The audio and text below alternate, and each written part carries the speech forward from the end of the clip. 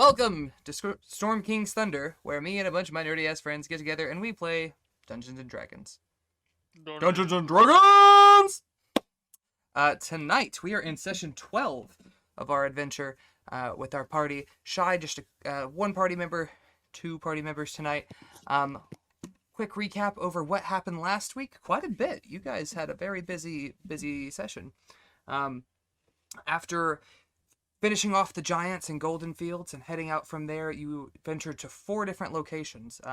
The Fey Portal, which you fought the Feyri Azazel, demonic-looking creature that seemed to have opened this portal and wanted to draw people into it, even so far as trying to pull Tali into the open portal. Shadowtop Cathedral, which you guys visited and were able to find the Trent Turlag, but not the druid that you were seeking, only to find out he had died sometime before.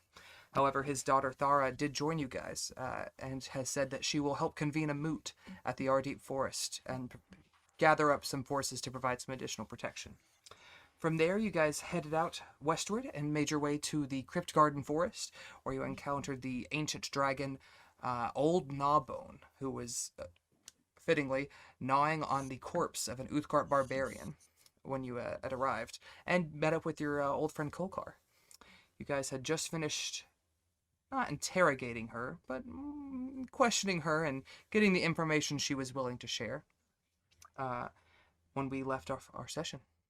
The last thing that you guys see is she exhales this plume of green poisonous gas and ascends into the skies, and with a few swift wing beats, flies off toward the mountains in the far west. And that, my dudes, is where we are going to pick up tonight's session. If you guys are on Roll20, we are on the map of Faerun, and you guys can see the red triangle in the northern part. That's where you guys are now. The only other quest from Golden Fields that you have is the quest at Waterdeep, which is to find G's inheritance. And then Orin and Miros have at this point arrived back at Nightstone. And at about this time, oddly enough, Tali, you begin to hear a voice. Not mentally, at least you don't think so, and it grows a little louder. Oi! Oi! Oi! And there's some shouting coming from your bag of holding. Gonna pop it open. As you pull out the glass of dissemination, you see a familiar visage of Valkiir, looking pleasantly pleased with himself, and well pampered, being the only lord back in Nightstone at the time. And he tells you guys that, hey! Oh, there you are. Alright, so, listen, that lady, Safine, I'm gonna guess that you did something good for her, because she done dropped off, or had sent a pretty sizable donation, 1,200 gold pieces. And as soon as we saw it, I'm like, alright, I'm gonna buy myself an entire new wardrobe, I'm gonna get a few pets, we're gonna get some, I don't know, a fucking giant eel for the moat. But then I thought, no, this isn't my money, I better check in with my mates and see what we want us to do with it. And I should tell you, at Morak, that dwarven fellow, he's got some ideas for it. You see, we've repaired the keep to the best of our abilities. You know, we've taken the stone that was from the attack and was able to rebuild some of it, but we don't have enough. Some of it was just crumbled into nothing, man. So what we need is a stone cutter. And Morak says that he and Graf can put one together in about 3 days for 500 gold pieces. So if you want, I can go ahead and use a chunk of this money to go ahead and get that working. And if we do that today, we can go ahead and have this thing fixed up by the time you get back. And I don't know, how far are you? At this point, you guys are not quite. You guys are about 7 days away from Nightstone. And if you relay that information, he goes, yeah, we can get it done in 7 days, right, Miros? Miros! All right, it's fine. The Yeti doesn't seem to like me much. It's almost like he's a little annoyed on the way down here. I don't know what that was about. So, yours are lots of handles. Yeah, that's true, mate. That's what I tell the ladies too. So what are we? What have you guys been up to? What you doing? It's been boring here. We met some dragons. Fuck. Like a little tiny young dragon, or No. Oh. Oh. Oh, well, shit. What? Is that I it? like to imagine Gulbrand looks vaguely shaken. Or as shaken as a barbarian Oh, looks. no, that's right. That crazy bitch that told the giant to fuck off. Yeah. She told us about the dragon. It was Gnawbone, yeah? Fucking sick. Indeed. What else? Did you find the druid? We did.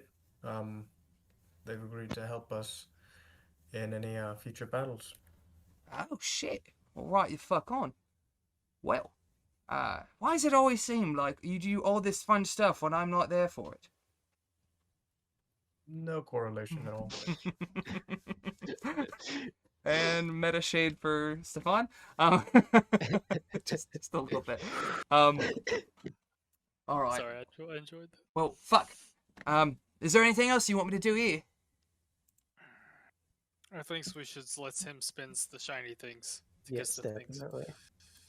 Stonecutter faux show. All right, Yes. sick. All right, we'll get it working. Like I said, about 3 days to get that done, and I think if we get rolling right away, we can get this done by the time we get back. Well, if that's it, well, Tell Daphne I said hellos. oh, well, big guy. Trust me, she took special care when decorating your room. She built handcuff. Rooms. A sex dungeon. Dungeons? All right. Swoosh goes Valkiir.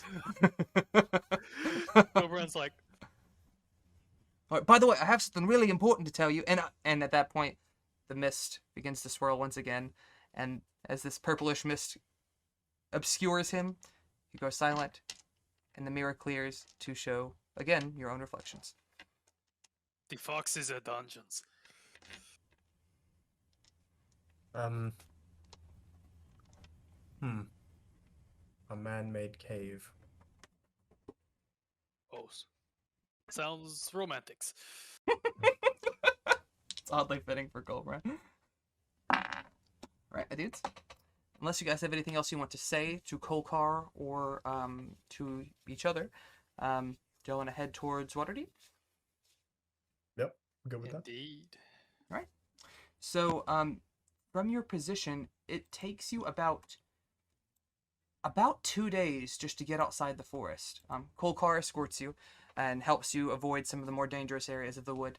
But it's very dense. You can't move at a normal pace. It's difficult terrain. And toward the end of the second day, you finally emerge to the edge of a rolling plains. Some hills off in the distance, but Kolkar points southward and tells you that the city of Waterdeep is just over that way. Probably take you another day to get there. Not long. But be careful. There's still all sorts of things running amok. I will do my best to convince my kinsmen to join our cause, but I feel I am making little progress. But we shall see what comes to be. With that, he turns and gives a gallop off into the woods. You boys head south, and darkness approaches about 3 or 4 hours after you guys have left.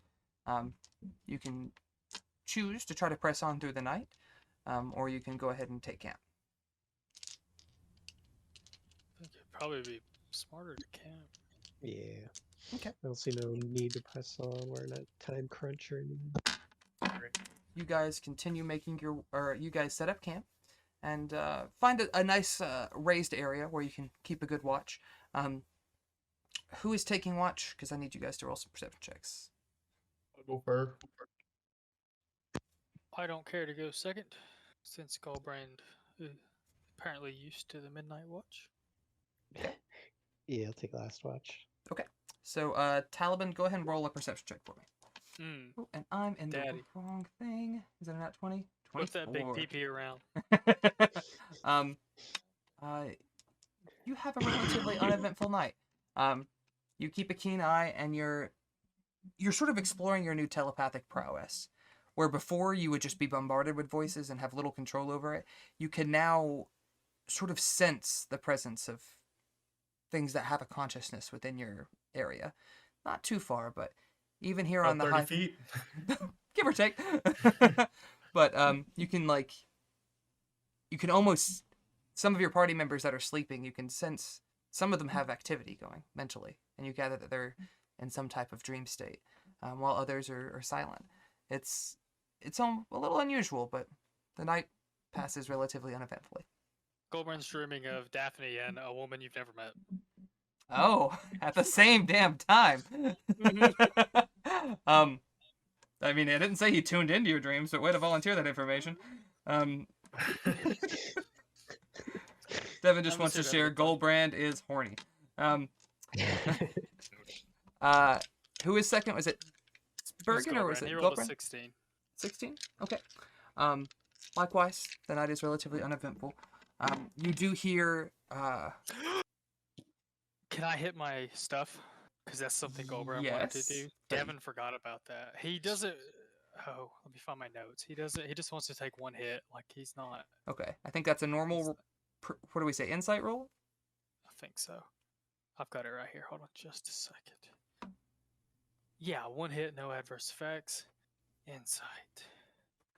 He does want to do that on his watch because he's, as he mentioned before, a little bit worried about the fact that they left that they left the Golden Fields alone with a potential giant threat still looming.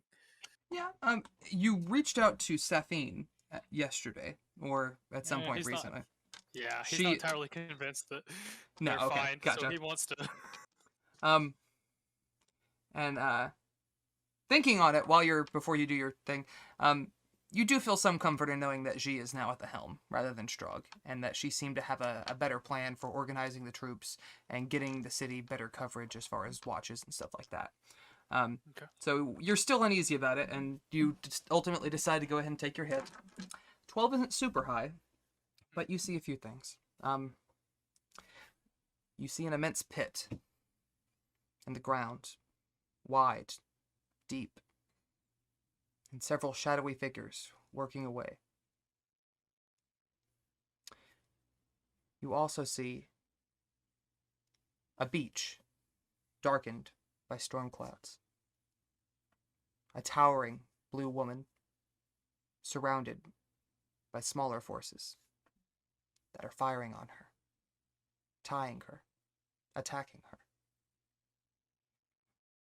And lastly, you see a sight that's familiar to you. You see your mound, stone stand, an immense tree planted in the center of it. And around it you see several specters wandering, aimlessly, perhaps, passively, dressed as your kinsman, the Uthgard. And with that, you snap back to reality, covered in sweat. Not as intense as your binge on the Tower of Zephyros, but not easy, nonetheless. Quick meta question. Was the beach darkened by storm clouds the same scene as the towering blue woman? Yes, yeah. That is... She was on the beach with the small folk that were attacking. Okay, thank you.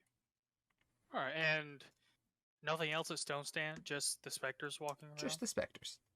Okay, thank you. And it's... The specters... Do you know of them? I mean, you would know of them, so I'm... Okay, yeah. Gulbrand knows what the specters are, and I'll leave it at that. As you come out of it, you go and stir Bergen, from his sleep, and he takes third watch with a 23, which is pretty good. Can I pets the phoenixes? Yeah, certainly. Well, I'm asking Bergen. Oh. Oh, yes, of course. Does it let me pet? Ember, sort of is a little sheepish, it was sleeping too, so it's kind of stirred when you stir Bergen. Roll an animal handling check, just to... Oh, yikes. Did that roll? Gross. It nips at you. It's not aggressive, but you're a little heavy-handed, given your large size, and you try to go to pet it and just do so a little too forcefully, and it sort of nips at you. I will try again another days. And you do take a couple points of fire damage. Ouch. Just not a fighting machine or anything, but It's like Little- the fucking little oven at irked. Mausoleum. It flutters off of Bergen's plate mail, or excuse me, his armor, and nestles by the fire and sort of digs into some of the low glowing embers. And with a 23, Spencer, you don't notice much either. It's a relatively cool night. There's a gentle breeze coming in, some cloud cover, but still enough space between to see the stars. You actually feel a bit of. You take a little moment to reflect, and you passed by this area not long ago. Passing near the Kryptgarden Forest is where you originally met Kolkar on your way down to Nightstone. So this is an area that you're not entirely unfamiliar with. You were never in these plains specifically, but you did pass by them and see the expanse and miles of rolling grassland. And it's pleasantly peaceful. You all awake the next morning and continue on your way to Waterdeep. I will need a volunteer to make a perception check. Whoever's keeping watch on this, on the journey forward. Want to whip your PP out, Taliban? I regret hate ever to calling it volunteer that. you every time.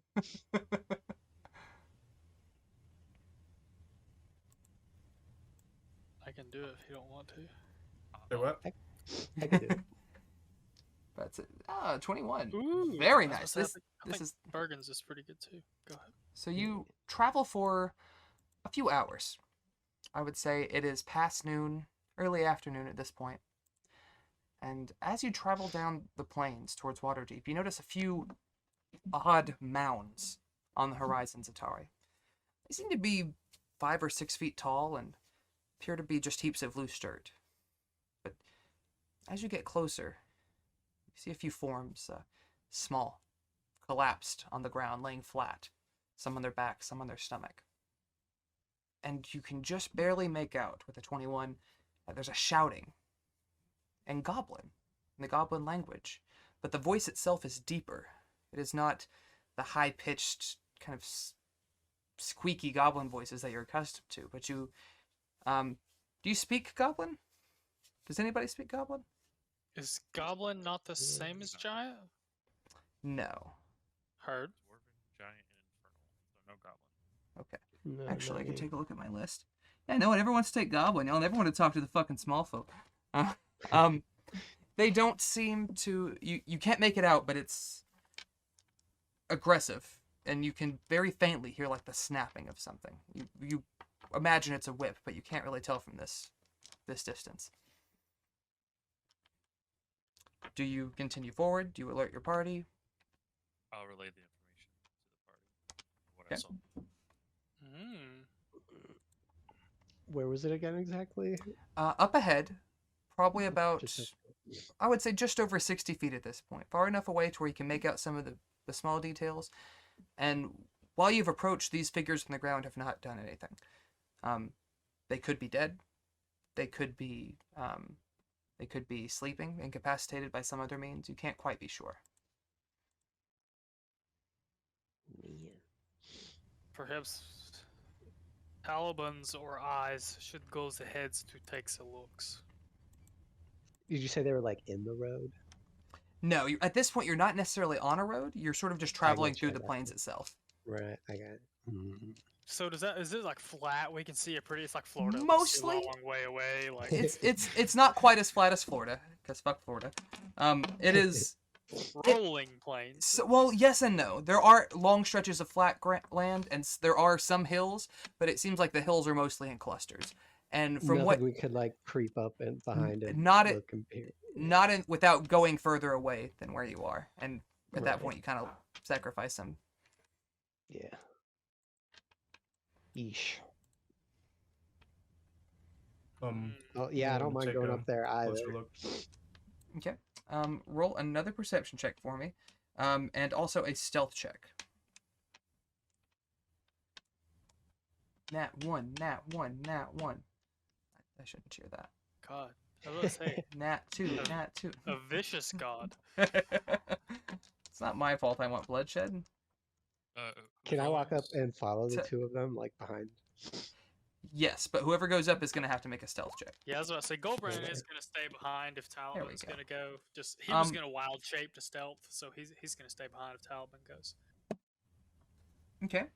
The shapes don't seem to move or shift or anything.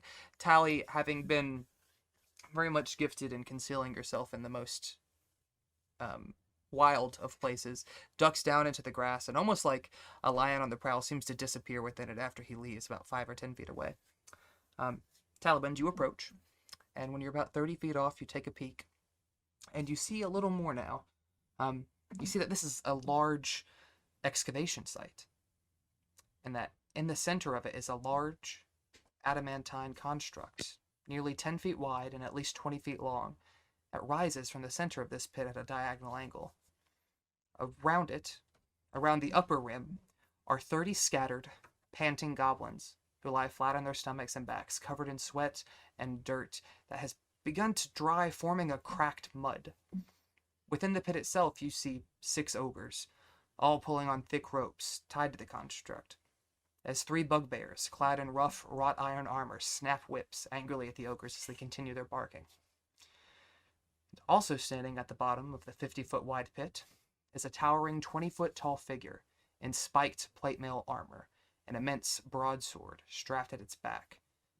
In its black gauntlets is a polished rod of bronze with a gleaming orange gem, and a shaggy mane of orange-red hair erupts from the dark helm. Oh. I'm going Damn. to. How about how far off is everybody? You are 30 feet from the party, 30 feet from the enemies. Okay, I'm gonna So- relay what I see, all the numbers, etc., back to the party telepathically, Absolutely. one by one if I have to. I could say that you could. Yeah, I mean, you could do it to one, and they could Yeah, auto. yeah, whisper it. Yeah. Word. Hmm. Do I recognize like the race of the large figure with the sword? He appears to be giant. You've seen a couple now. You've seen a cloud giant and a hill giant, couple of hill giants. This looks very different to where the cloud giant Zephyros was tall and lithe and graceful. This is much more savage. It doesn't seem to be a wild man by any means. I mean, he has very finely constructed, very brutal looking metal armor. In fact, I will go ahead and drop a pic in chat just so you boys can see what this is about. Natari, do you have experience with fire giants? Was it? I couldn't hear that. It was very quiet. Sorry. Indeed, I do.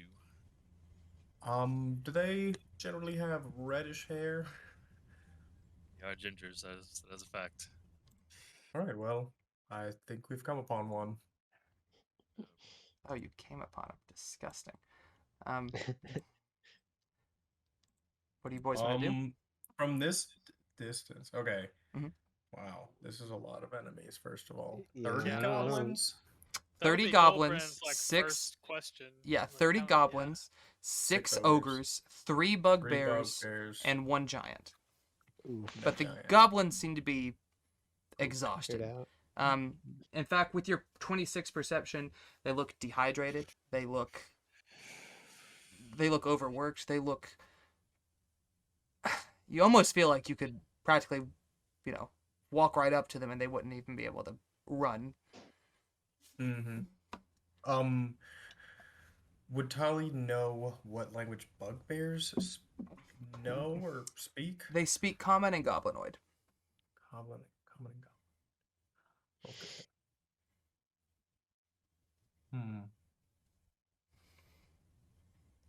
I'm gonna suggest to the party that we go around unless anybody.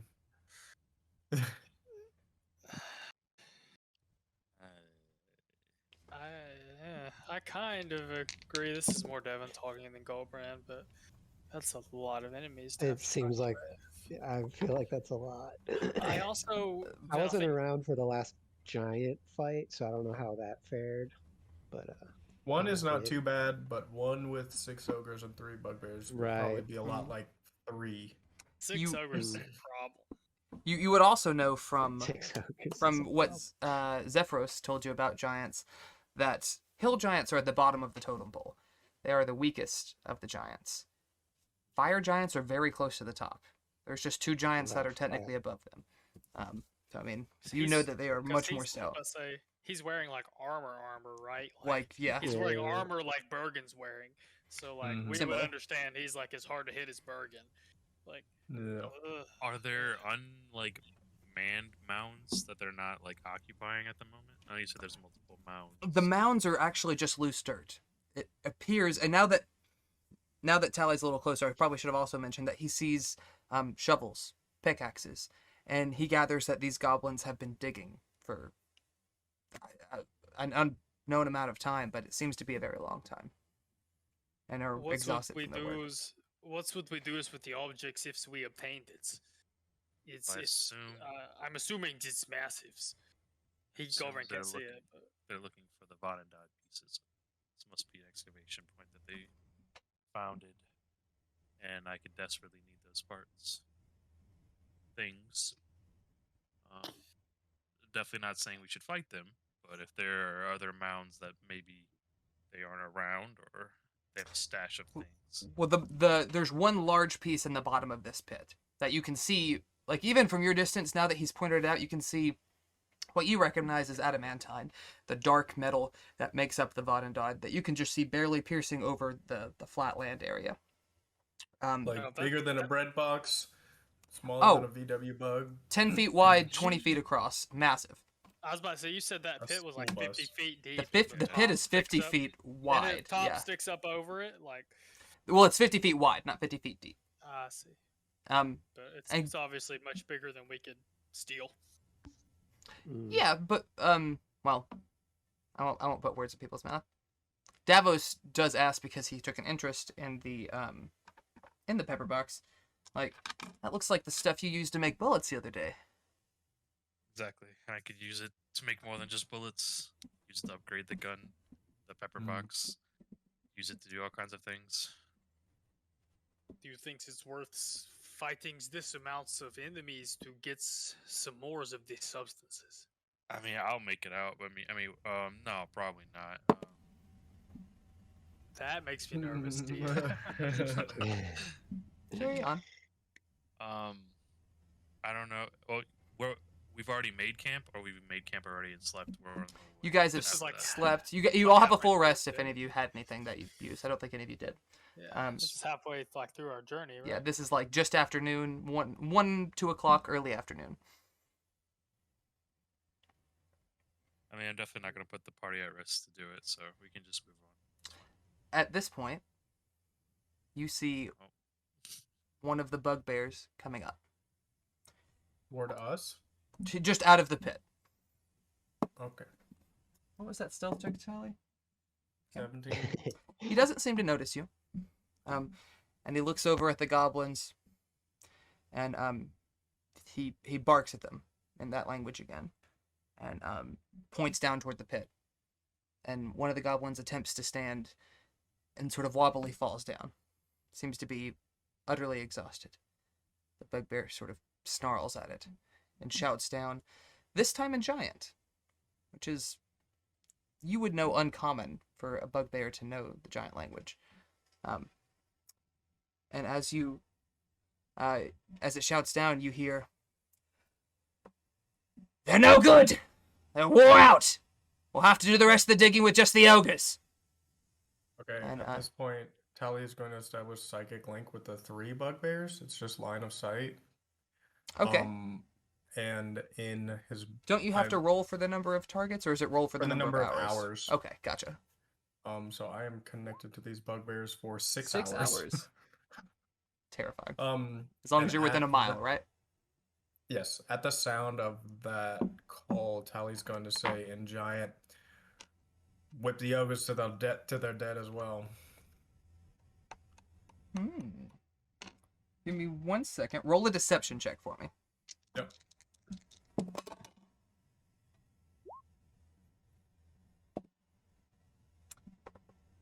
The 2 ogres that are within the pit, or excuse me, the 2 bugbears that are within the pit begin thrashing away. The third one hesitates. He was looking down into the pit when this happened. He did not see the giant's mouth moving. He did not see him giving this order. It begins to scan the horizon. He looks around, looks over the sea of grass, and turns. Makes his way back down to the pit. You hear the ogres screaming louder and louder. And two of the goblinoids that are closest to you, you hear them talking this time in common. They're gonna work us to death. The little goblin goes, no, it's fucking dragon shit. I mean, we don't want to do this. The ogres don't want to do this. It's like all for a fucking big piece of rock. It's dumb. The other goblin like, what? Only we could get rid of the big guy. And we could just go back home and never have to pick up a fucking shovel again. The other gives a weak laugh as his head sort of falls back into the dirt, and they just continue their panting. How far are the ogres? Am I at the rim of this pit, I'm guessing? You're not quite at the rim, because there's like the pit itself, which is 50 foot across, and the 30 goblins are sort of scattered around it. So every 5 or 10 feet, there's a goblin or so. I would say you're probably about 20-ish feet from the edge of the pit. The closest goblin is about 15 or so away. Well, how close is the closest ogre? It's deeper into the pit, because you're also not talking just horizontal distance, but depth. It's about 20 feet down, and I would say pretty close to 40 feet away, maybe even a little more. It's a little difficult to tell at the angle, but you gather somewhere between 40 and 50-ish feet. Tali's just gonna start individually telepathically suggesting that the goblins try to kill the big guy. To any in range. You're just doing this via your own telepathy? Correct. Okay, that's only within 30 feet, so you can't reach all of the goblins. Mm-hmm. But Just gonna start whispering in their heads. Are you trying to do it disguised as another goblin voice, or what are you doing here? Or just saying it like I'm assuming they're speaking common or goblinoid. the two were talking in common that time. Yeah, I'm gonna just do it in common with my best little goblin voice. Oh boy. And what do you say again? One more time? Maybe we should kill the big guy. There's enough of us. One of them sort of rolls over, like, doesn't really know who's talking, like, you crazy? That guy's like, he's huge. He'll squash us like bugs. Besides, we can't even fight back at this point. Now, if the ogres started fighting back, that would be different. They could take care of the bugbears. I don't even know if they could take the giant.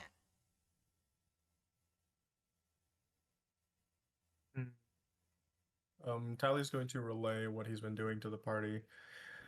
And if we have the assistance of these ogres, would you then perhaps want to make this fight? Yeah, if we could cause a ruckus down there and maybe do some friendly fire collateral damage shit before we could, pop a jump on them or some shit, I'd be down with that. The best I think I can do for everyone at this point in time would be the goblins and the ogres and us versus 3 bugbears and a fire giant. How are you going to get these? Gulbrand thinks this when Tali starts like psionically communicating. How are you going to get the ogres to fight the giants? Well, they already don't like the bugbears, so I just need to get close enough to suggest it to them. It means another stealth roll for me, but on fail, we're in combat, essentially. Or I am, at least. Ew.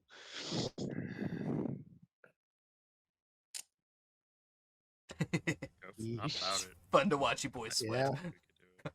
I was about to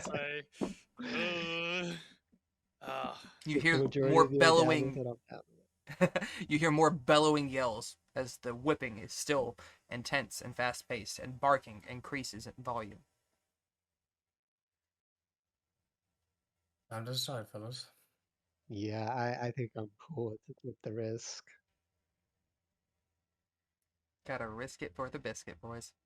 Yeah. All right. So what exactly are you doing, Taliban?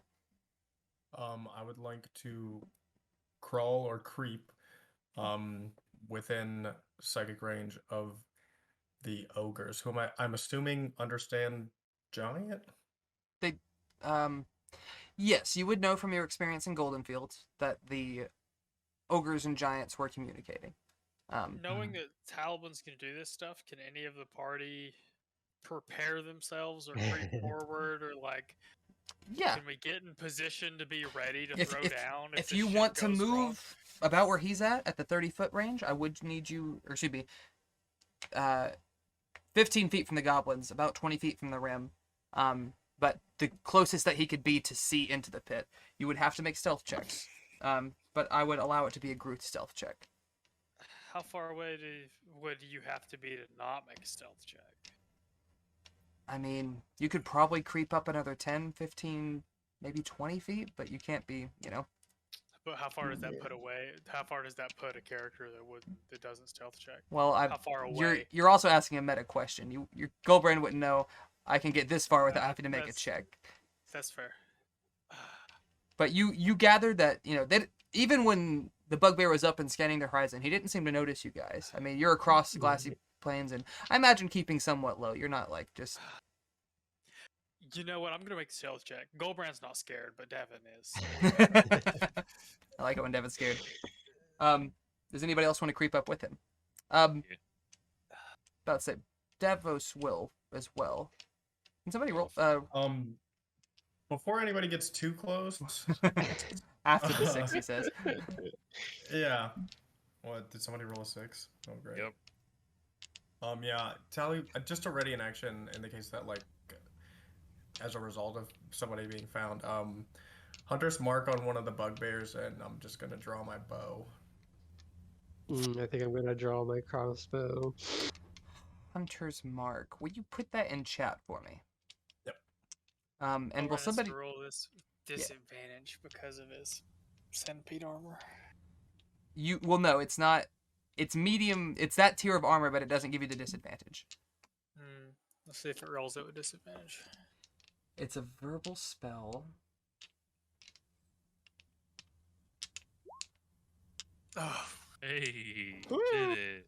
But me, I took a step and dropped all my bullets in the ground.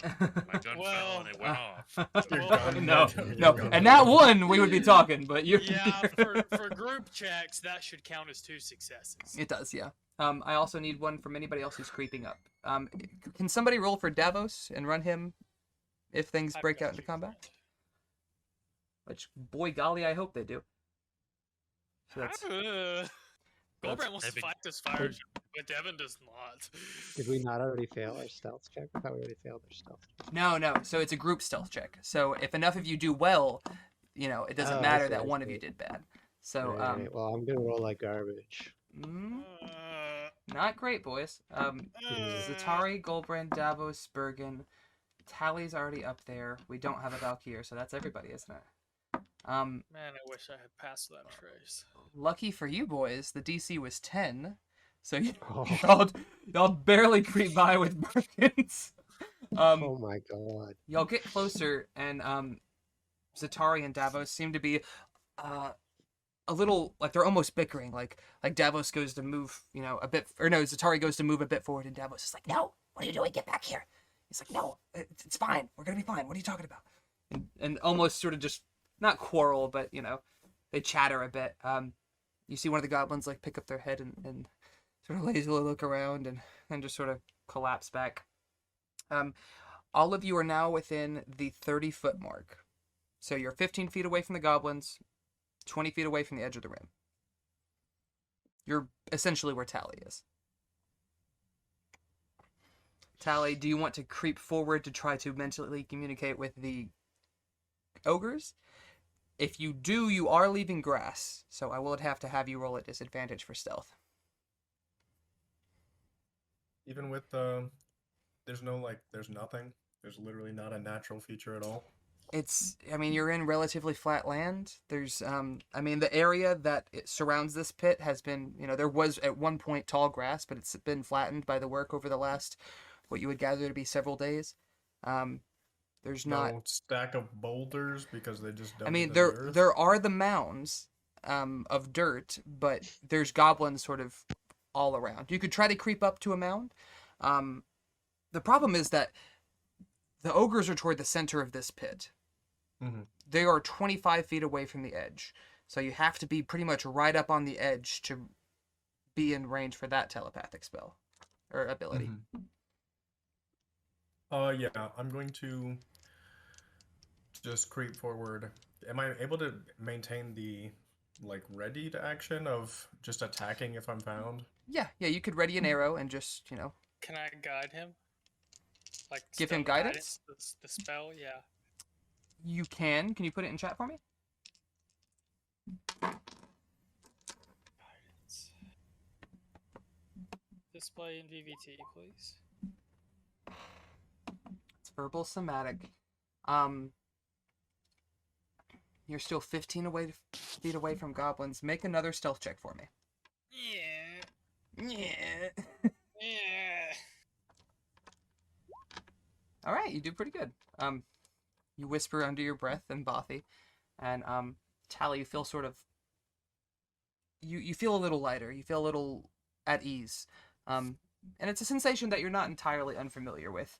And you sort of look back over your shoulder, and you give Gulbrand a nod, and go ahead and creep forward for me, and make your stealth check. Nice. You need 2, right? No, that's if you're creeping to a mound, I will allow just 1. Okay. And within that 20,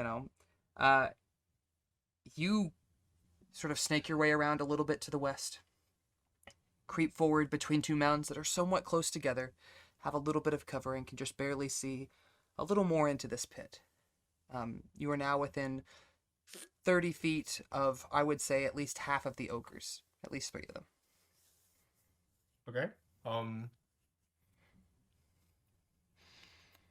Does one look more authoritative than the other? Are they all just the same wage slave? They are all slaves, you gather, or not, work hands to a degree. One does look particularly pissed off.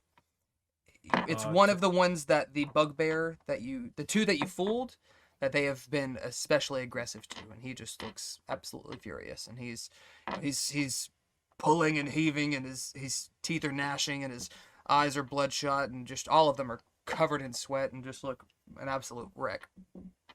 I will say to that one, if you allow them, in giant, mind you, Okay. if you allow them to keep whipping you like this, you'll end up like the goblins. But you are, in fact, ogres.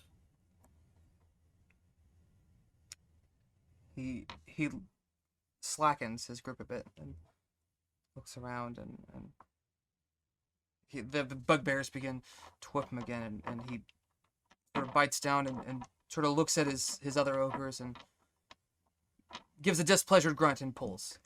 Roll a persuasion check for me. I will say with advantage.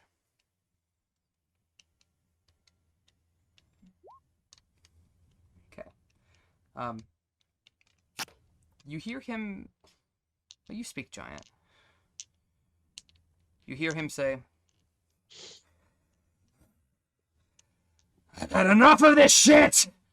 And he slackens his grip and swings around and catches one of the bugbears in their chest with his fist and just hits them so hard they actually fly up out of the pit and land on the side. Immediately. An arrow at another. At another ogre, another bugbear. Another bugbear. Okay, roll to hit.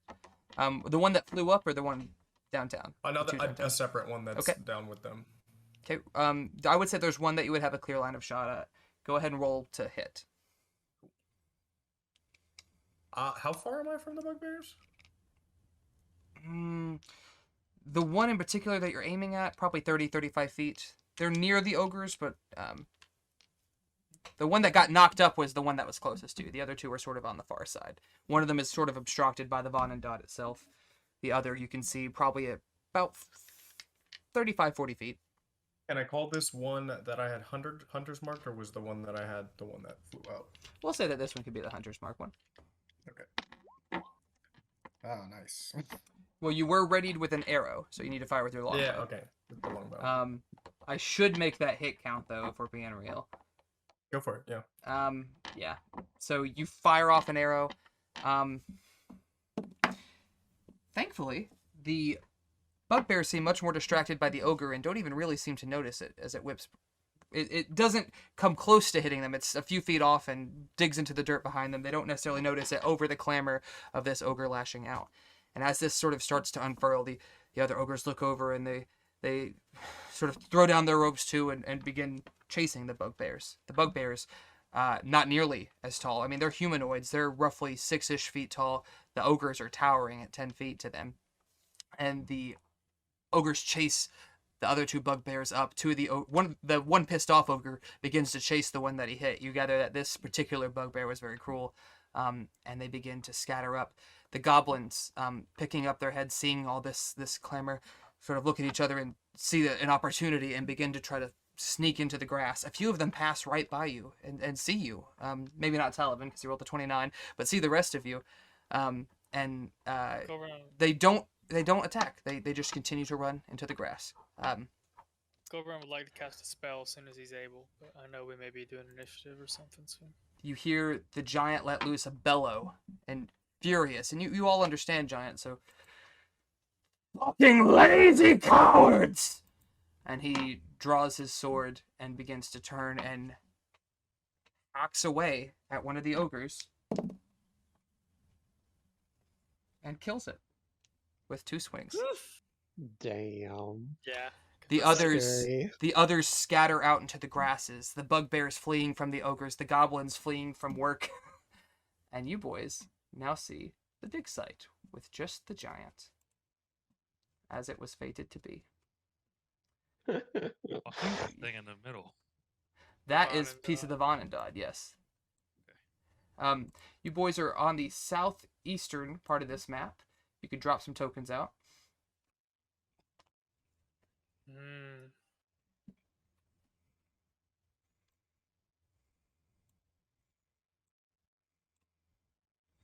Thank you for dropping Davos. Mm-hmm. Does Gulbrand get to cast a spell, or is he gotta wait? Let's roll initiative.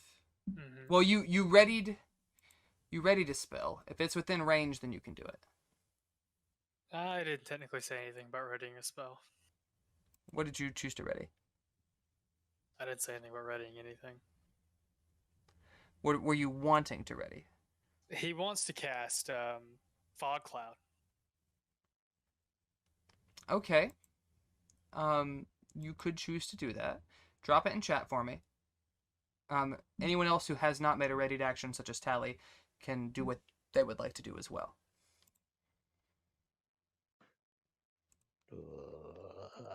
And so if he can, like, his idea is that he wants to cast this and, like, drop it over us so that we're on the very edge of the spear.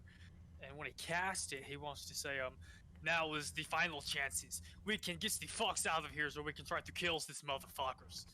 Motherfuckers. You just like drag and drop for your token, right? Yeah, you Is it have not to working for you? actually grab your name and not Yeah. like the picture. He is If correct.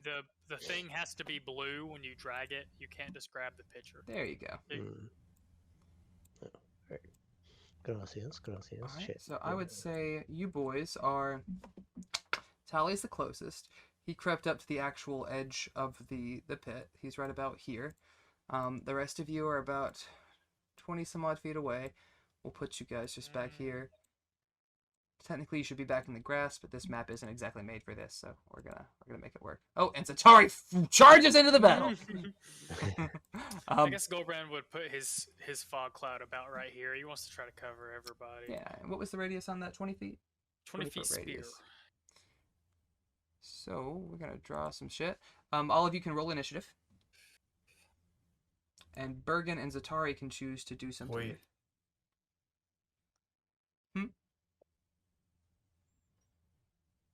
20-foot radius. Oh, did his not come through? Come on. There we go. I'm going to presume that you want Taliban in on that. Yeah, he tries to cover everybody. Why can't I move this fucking circle? And I understand that, like, they technically can't see the giant anymore, but he's a little There more we worried go. about getting everybody covered.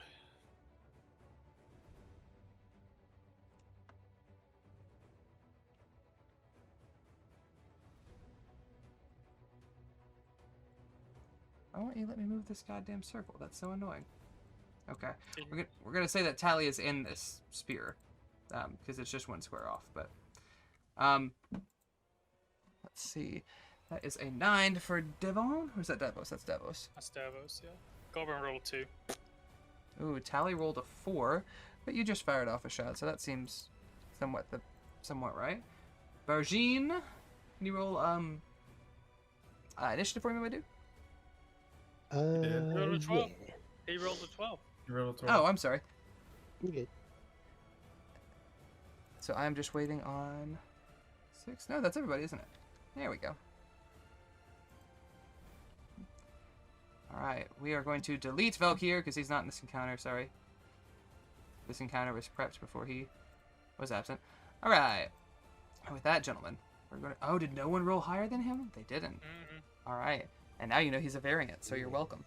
Alright, so this fire giant, he sees the commotion, and he turns to assess and see what has... He feels this isn't quite right. This... He does not make note. He makes his way up to the high ground and continues shouting at them in Barbarian, his back turned to you. Or not Barbarian, excuse me, in Giant. With that, we're going to go to Bergen. Oh my god. Never, Yeah, so never first. yeah, technically you can't see anything right now. You're engulfed in a cloud of fog.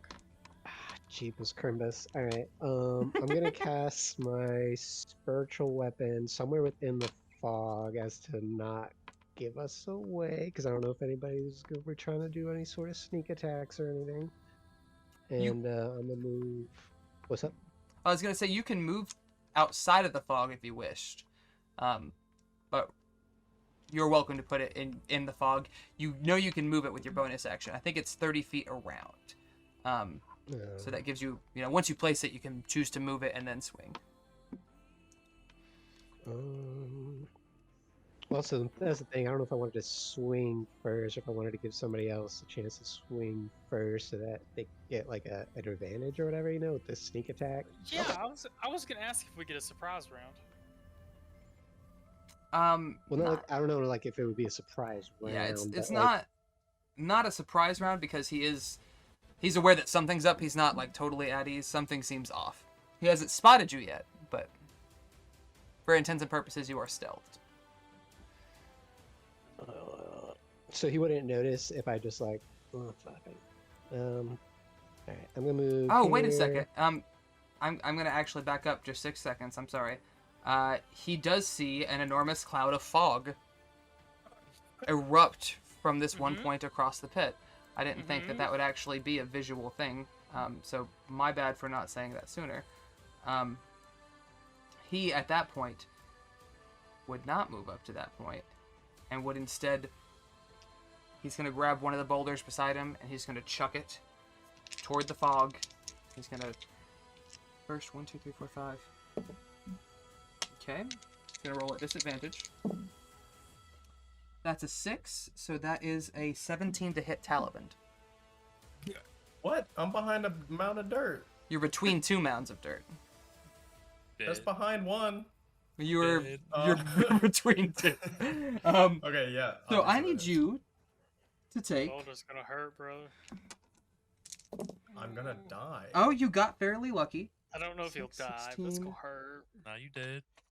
23 points of bludgeoning damage. Yep, yep. Yeah. Ooh. That point.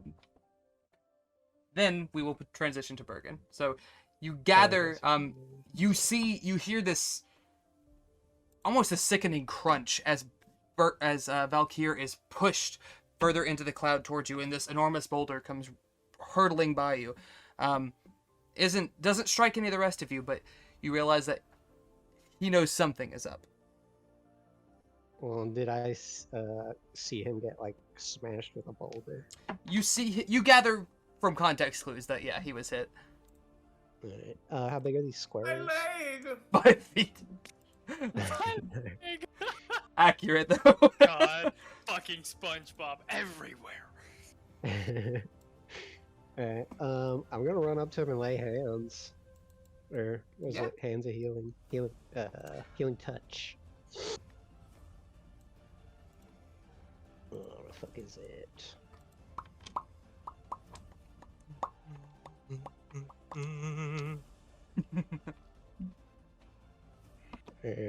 Cure wounds, rather. Yeah, get him.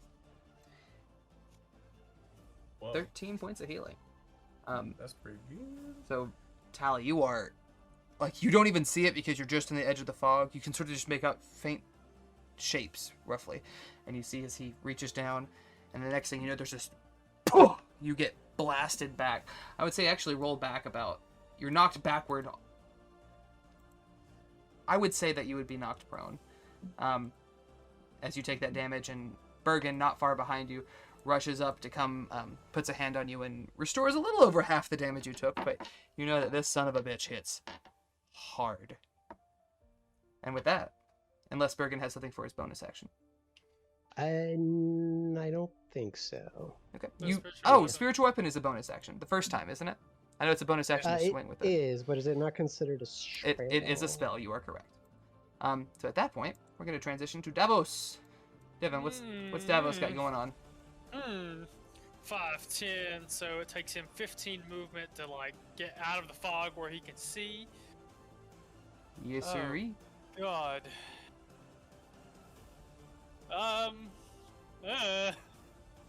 He's gonna cast Guiding Bolt, I think. I love the Alright. uncertainty it feeds me. I'm a little jazzed out. Yeah, man. I'm glad it's just a fucking giant.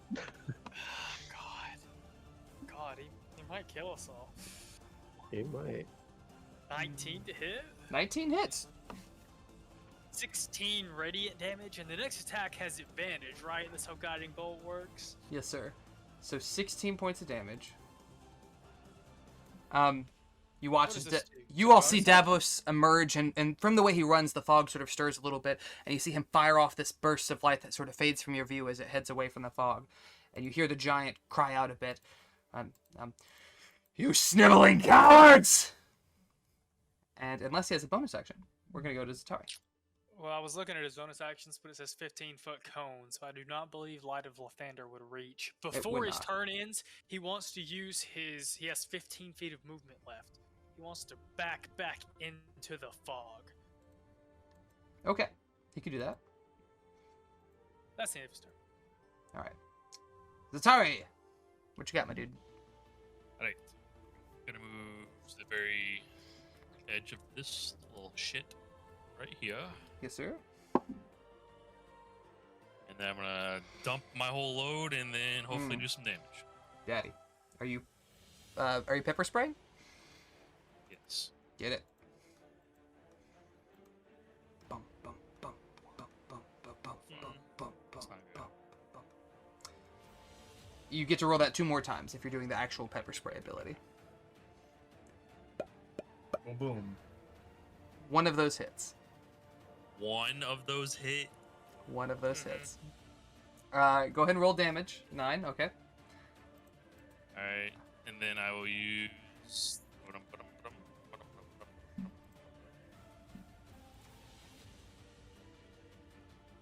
You know, action surge so I can attack again. Get it? Yes, dude. Yeah. Roll that damage. Another Yes, 9. dude. All right. Mm, Alright.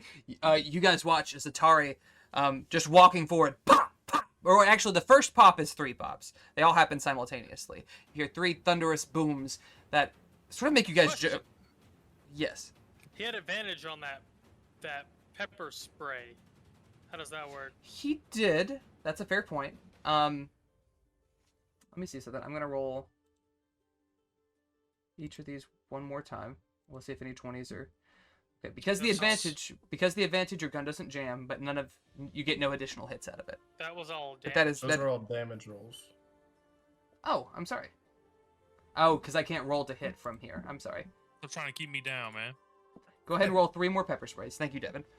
We'll count them just as they go with 1, 2, and 3. Boom! So that's 1 hit. You Damn. get That 1 means all additional 3 hit. right? We're gonna roll it with the no, A because 20, a 22. well, because what I'm saying is that it's the 11 and the 20. It's the 16 and the 10. It's the 18 and the 22. I'm not saying that the I got you. 16 I and got 11 you. were I 1 see. hit, and that would I miss got you, anyway. I see. No, I see. Either way, you get 2 hits. Either way, you slice it. Boom. Yeah. So Yes, roll 1 dude. more damage for me. Yes, dude. 11, yeah. That's a big So nut for Zatari us. comes out. Immediately, you hear the 3 booms as 3 bullets fly forward, and he quickly just, without you, like, you guys almost don't even notice it. He, like, flips a switch with his thumb and fires off another. And peppers this bad boy pretty well. Yeah, That's- DPS. That's We uses love your to see action, it. bonus action, and action surge of Talaband. Yes. I'm gonna move back into the Yeah. Sweet. I'm gonna just do what I normally do. all this shit. Get it? That's a 1, and that's a 2. All right. Go ahead and roll damage for both of those. Boom, boom. Whew, excuse me.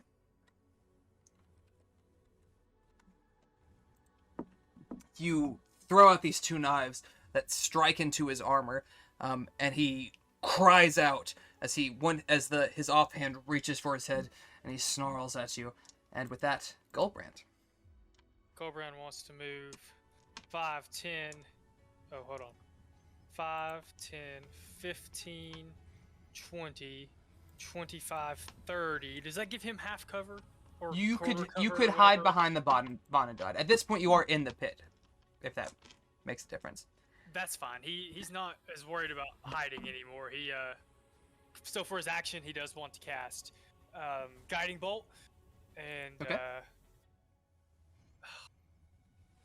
The 12 does not Where's- hit. for his bonus action he will rage. Okay, go ahead and mark that you have half cover and you're raging. That brings us to the fire giant. See here. Who is going to half lumber up cover. 5, That's a good 10, rage. 15, 20, 25, 30, 35, 40 feet. Wait.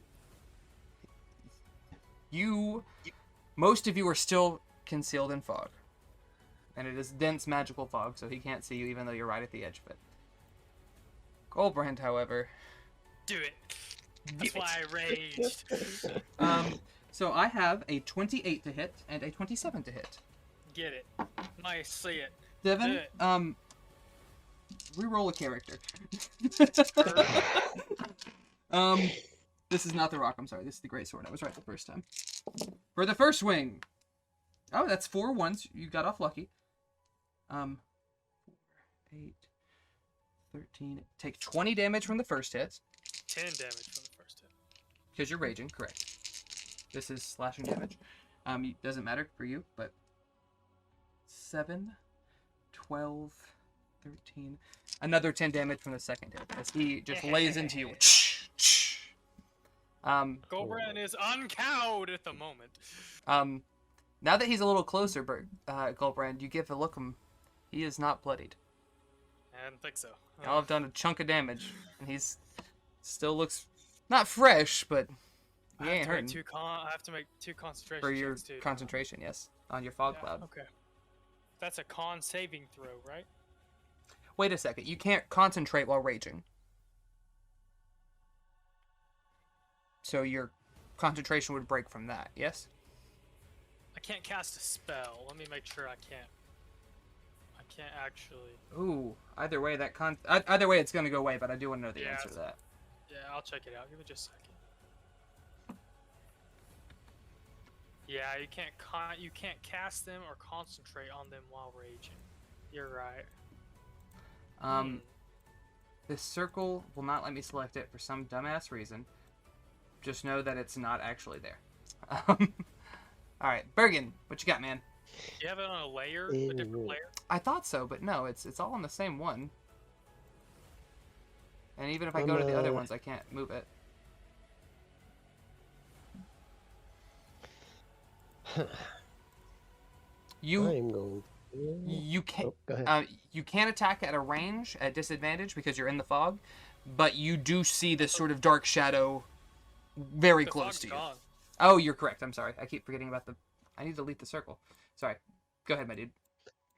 As the fog dissipates, all of you see this lumbering giant that was, 40 some odd feet away is now right up on you and colossal. 4 times, 5 times your size, easy.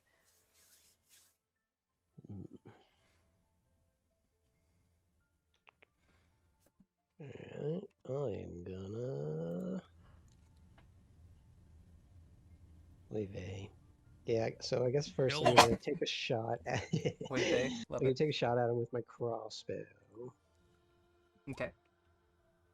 That That ain't does it. not hit. Nope. And then bonus action, I'm gonna cast Spiritual Weapon. Get it? It gets to make a swing, so go ahead and roll that. Three. Where do you want to put it, also? Man, that's a big nothing either. And I'm going to put the Spiritual Weapon right here On behind its him. backside. Gotcha. He technically... Well, it's not going to let me move it there I guess anyway. that's all I got. Okay. Davos. Devon.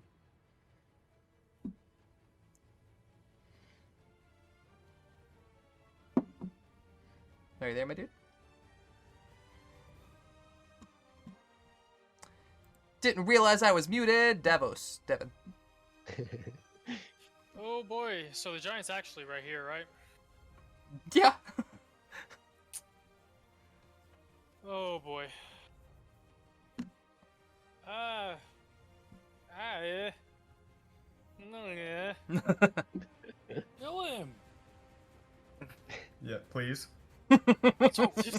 Someone's like, kill him? Kill him. Chop off his toes or some It's shit. It's a good request, actually. I mean, shit. Wow. Okay. Is he within range to hit it? Does he have to get closer to hit it with his rapier? Davos? He would have to go at least 5 feet closer for a rapier hit. Do it. Kill Brandon. Yeah. Well, he's pretty tanky. He'll take Can't his hit us all one. at once. He went from Yeah. kill the giant to kill Brandon real quick, my dude. Either or is fine with me. He'll take a step forward and he'll take his shot this time. Shoot your shot, my dude. Real talk, Devin thinks we need to get the fuck out of here. A 19 does hit. Alright. With his bonus action, he's gonna go ahead and try to do the Light of Lathander thing. Okay, friendly reminder, because I know you're not actually Brandon, he can use a smite too with that hit. Oh, I will do that, thank you. You're welcome. That takes a spell slot, question mark? Yes, sir. Spell slot, but not a bonus action for most of them. Some of them it does. Hold on a second. Oh wait, what is this? His channel divinity is different, isn't it? After he uses a smite, he can add that 2d8 to somebody? Oh, it's a bonus action. Smites are also with your divine smite feature. There's one of them that's not a bonus action. Okay, yeah. As a paladin, he will spend a spell slot to divine smite. Okay, roll that. That's 1d8. Big boom. Oh, yep. That's big damage. Yeah, and so he will use his bonus action to do his channel divinity, which is inspiring smite. Okay. He gets to add 2d8 plus 3 divided among chosen creatures as he chooses. So that's 13 total. If I pretend that's 12, it's more evenly divided. Well, you've only got one target, yeah? No, he can divide it up to. It says. But there's divided no- among chosen creatures, however you like. But there's one enemy, is what I'm saying. But no, that's not damage. Total number of temporary hit points equals 2d8 Oh, I plus see. 3. Gotcha. This is his channel divinity. Wow. He's gonna give 6 temporary hit points to Gulbrand and 6 temporary hit points to himself, because they're both standing up there. Okay. Yeah, Right. sure. Yeah, that's fine. And with that, This is stressful. How did y'all deal with this shit? Zatari. This is just the beginning, my dude. Okay. The fog is gone, correct? Yes. Good. Fuck that token. I will use one of my grit points Mmm. and hit him with a dazing shot. Get him. Roll to hit.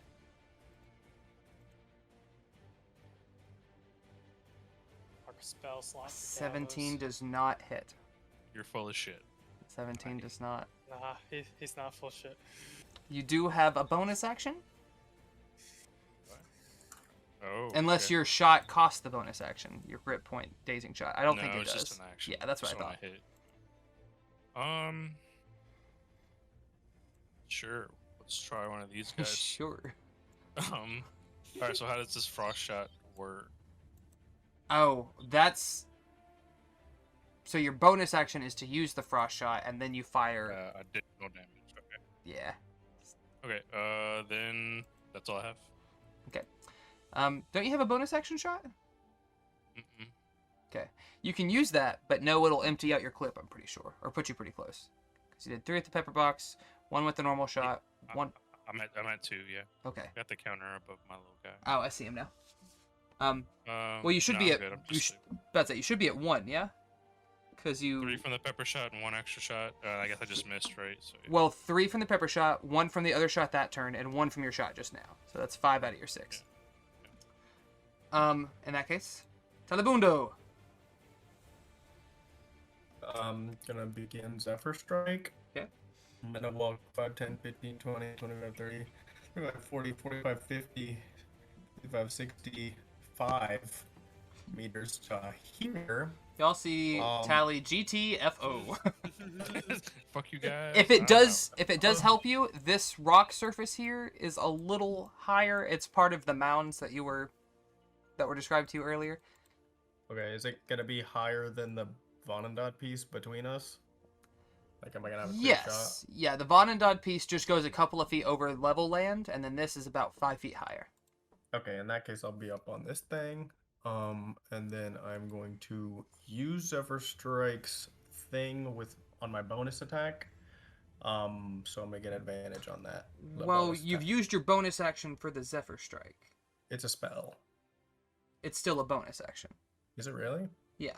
So you have an action and then a I'm bonus gonna action. use normal ass attack then. Yeah, but it'll still add that extra damage to it. Yes. Much So- better. Roll to hit. You can still give yourself advantage, it looks like, too. Yeah. So 25, so roll the 25 damage. And then gonna add the hit. D8. And then we're gonna add a D8 to that, and that's also gonna get a sneak attack. Kill him. Did Kill him, that kill him. do the damage? Y'all are a Zephyr ways Strike off was from that, my 4. dude. Okay. And then and you're- then So that's 14 so far. let me find the sneak, and then the sneak. 14, 23.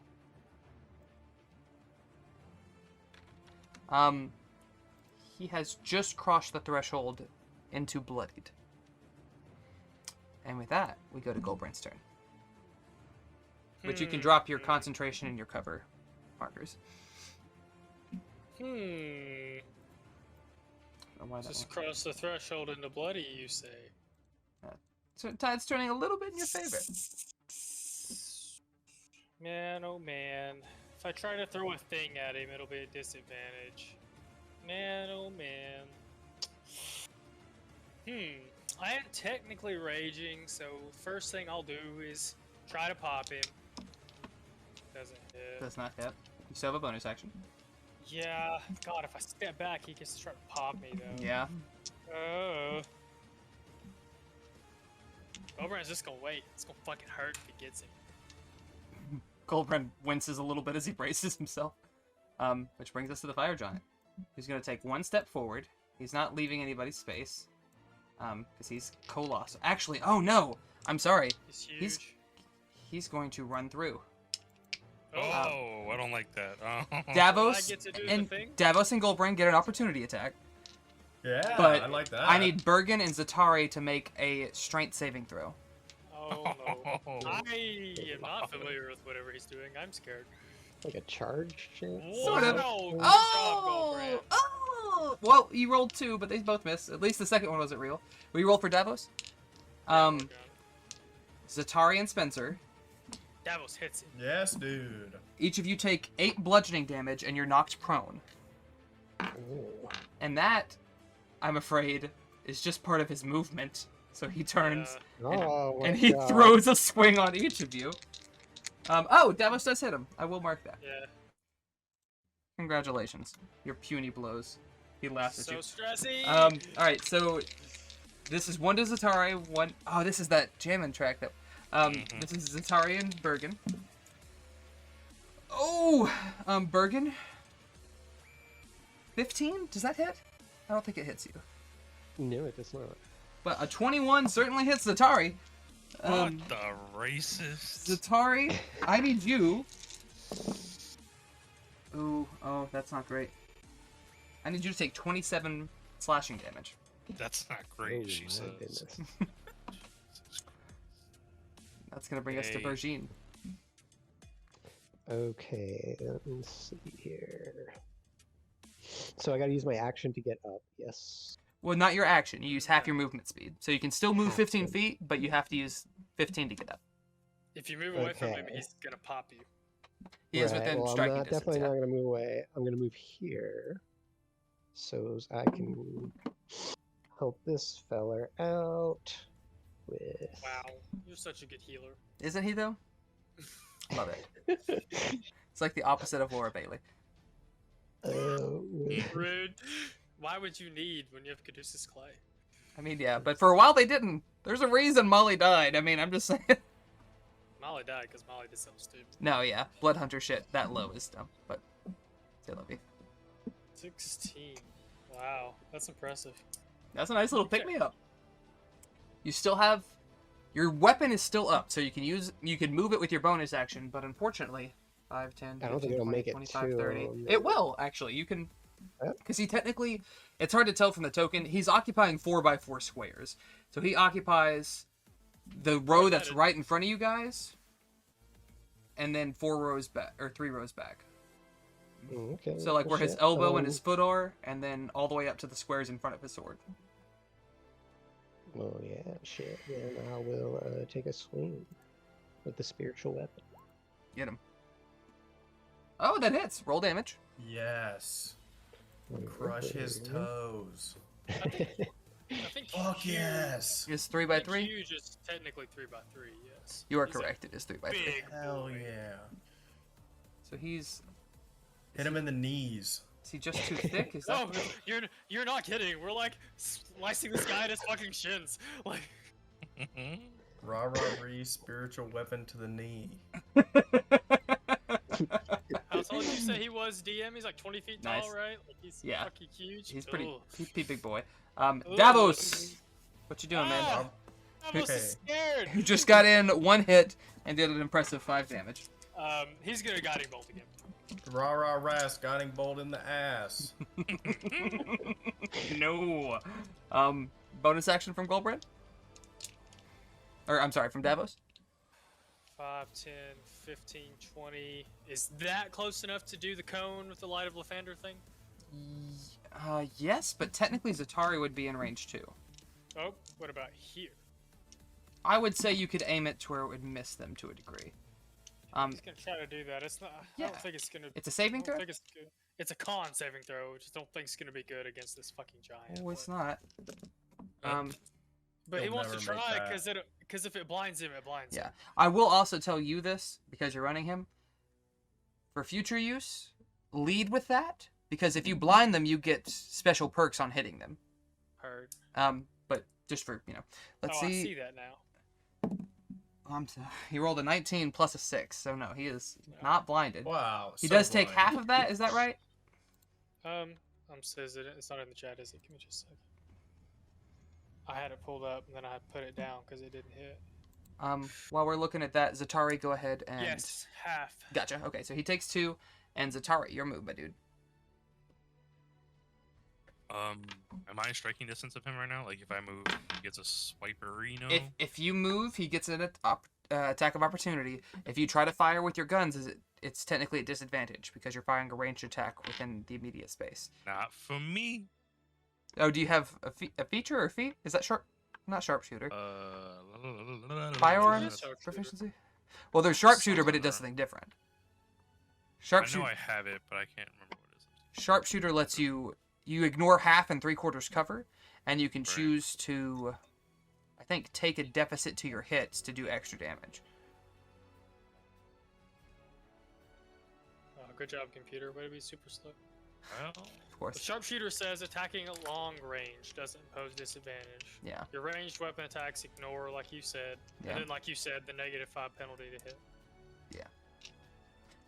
So, you should see it under your feats or features if you do have something that'll let you avoid that. I don't know that off the top of my head. I don't think you do. Or, well, I'm also fairly new to Gunslinger, so I could be mistaken. I thought I did, but I don't think I do, I guess. You're a punk-ass motherfucker. Apparently. You can pistol whip him, Oh. for what it's worth. I have a rapier, I guess. I could take out my rapier and Okay. that. I'll say the rapier will cost your bonus action, but that's fine. Go ahead and swing. Poke him in That the ass. just meets. So go ahead and roll damage. Poke him in the balls. Poke him in the ass. Poke him in the balls. Press that bitch against the walls. What? Whoa, whoa. Whoa. Hey. Davos over here like, oh, sorry, were we not? I thought we were getting hyped. Yeah, All right. that's definitely Davos. Taliban, your move, my man. Oh. Alright. I'm gonna give him the what for. Oh yeah, give him Oh, that's not gonna go. that what for. That How does about not. this one? Barely. Yeah, Yes. go ahead and roll it. Okay. I'm also going to should have done this last turn, but mark him as my favored foe. Get it? So That's good. here's the favored foe from this turn. It happens on the same turn. Bonus action damage, and I believe. Sneak attack. Oh, sneak attack, yes, because my allies are right up on him. Yeah, so that altogether is 16 points of damage. Yes. Jeez. That uses your action and your bonus action. You can try to move if you would like, or if you would I'm like. just gonna. So we've got this. Sounds very Far certain. away. Gulbrand. Since there's a little bit of a tank swap seems to have gone on here, Gulbrand's gonna drop his rage, and he's gonna use his action to cast Guiding Bolt and his bonus action to throw a Starry Javelin. Okay. Go ahead and fire those off, my dude. Oh, I saw her. Guiding Bolt? Fuck. Sorry, my dude. Javelin. Gulbrand lights up. Yeah! Roll that Yes. damage.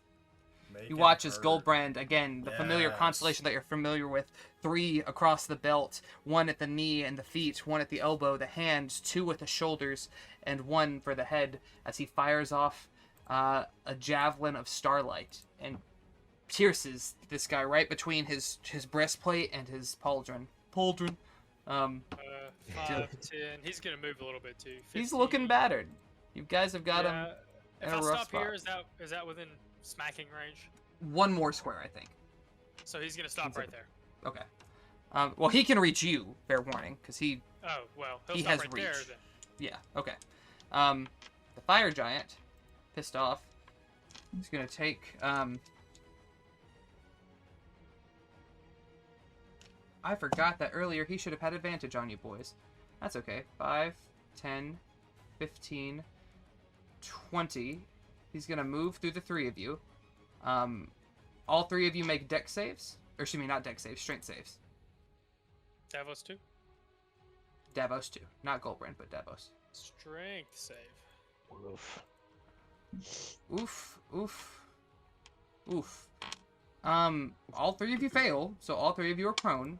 He is going to attack Zatari and Davos with advantage, because you guys are prone now. So Zatari, Yeah, that definitely hits.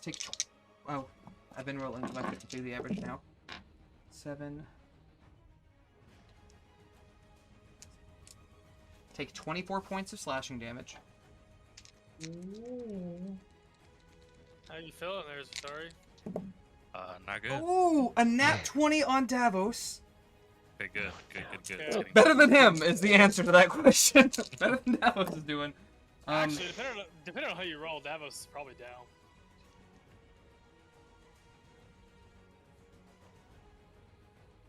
One second. Alright, whenever you figure this out, I'm gonna cast Hellish Rebuke. You have to roll 72 total to kill him outright. Oh god, don't tell me that. 75. Wow. Wait, that's double his health? Yes. Yeah. 71, I say. Oh, Because I am a merciful god, and I'm not going to kill you guys while you're not here. That's pretty fair as he's not here. Yeah, I'm not going to be that guy. I mean, I would... Hey, Brandon, did you watch the episode last week? Oh, actually, no. Okay, so, listen up. 75. The giant comes up, Oh! cleaves down onto Zatari, who takes a massive blow, and he swings over and catches Davos just as he tries to pick himself up, just catches him in the ribs. You all hear a sickening crunch as his body flies 5, 10 feet, tumbles to the dirt. Immediately, Bergen, you feel a heat as the small bird on your shoulder leaps up, and again, for only the second time that you've seen it, flies over and swirls around him to give him a whopping 4 hit points and pick him back up off of his feet. He working overtime. What are we paying that bird with? Davos twice? What? Was it Davos the other time as well? That needed No, it? No, it was Bergen the first time. Oh, okay. And I did check. Davos is one of the 3 people that is bonded to this bird. The rest of you, I recommend you get on it. Before I end up killing your characters. Can you do a dex save for this motherfucker? Because I'm casting Hellish Rebuke. A dex for hitting save? me. Yeah. It's a dex save of 11. Let me according to- see. His dex isn't great. 13? Which you said it's 11, so that does not pass. Or that does pass, excuse me. Is it Stupid. half on a fail? I forget Hellish Rebuke. It's one of my No, I favorite things. think it's save All or suck. nothing? Yeah. No, it's half. It is I'm half? successful. Okay. Yeah. So half, he does take 12 points of 25. damage. Good. Okay. It is indeed half. Interesting. As he does this and drops Davos before being picked back up by Ember, who is now, again, a smoldering pile of ash, a great axe comes flying and strikes him in the back, and he stumbles forward a bit.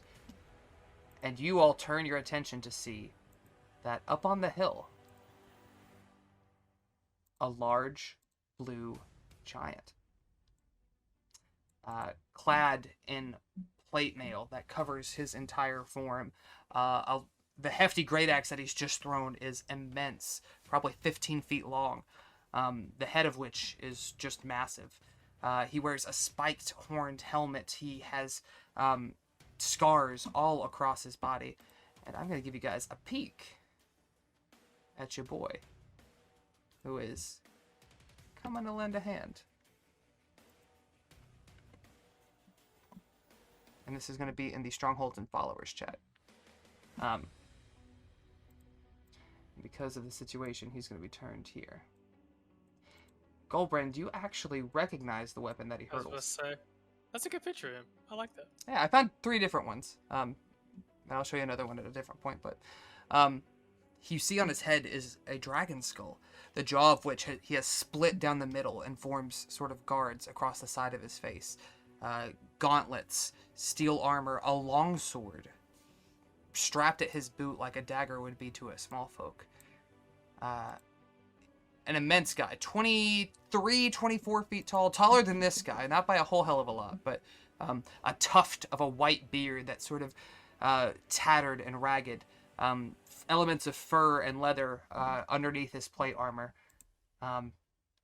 And with that, I'm going to roll some damage.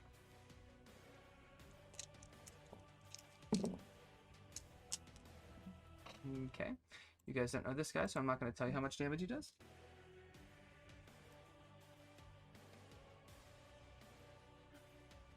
And with that, Bergine! Shit. Okay. If I try to move through here, just between these two, was that going to like provoke an attack of opportunity or whatever? You are not leaving his range. He's technically, yeah, I was about to say, he's technically occupying that square, but moving, like, skirting him doesn't, you know, provide an attack, but leaving his Only range if you're does. like trying to get away. Yeah, exactly. Okay, cool. If that's the case, yeah, I'm gonna smooch over here. Scoots on over, my dude. Then, Scoots away.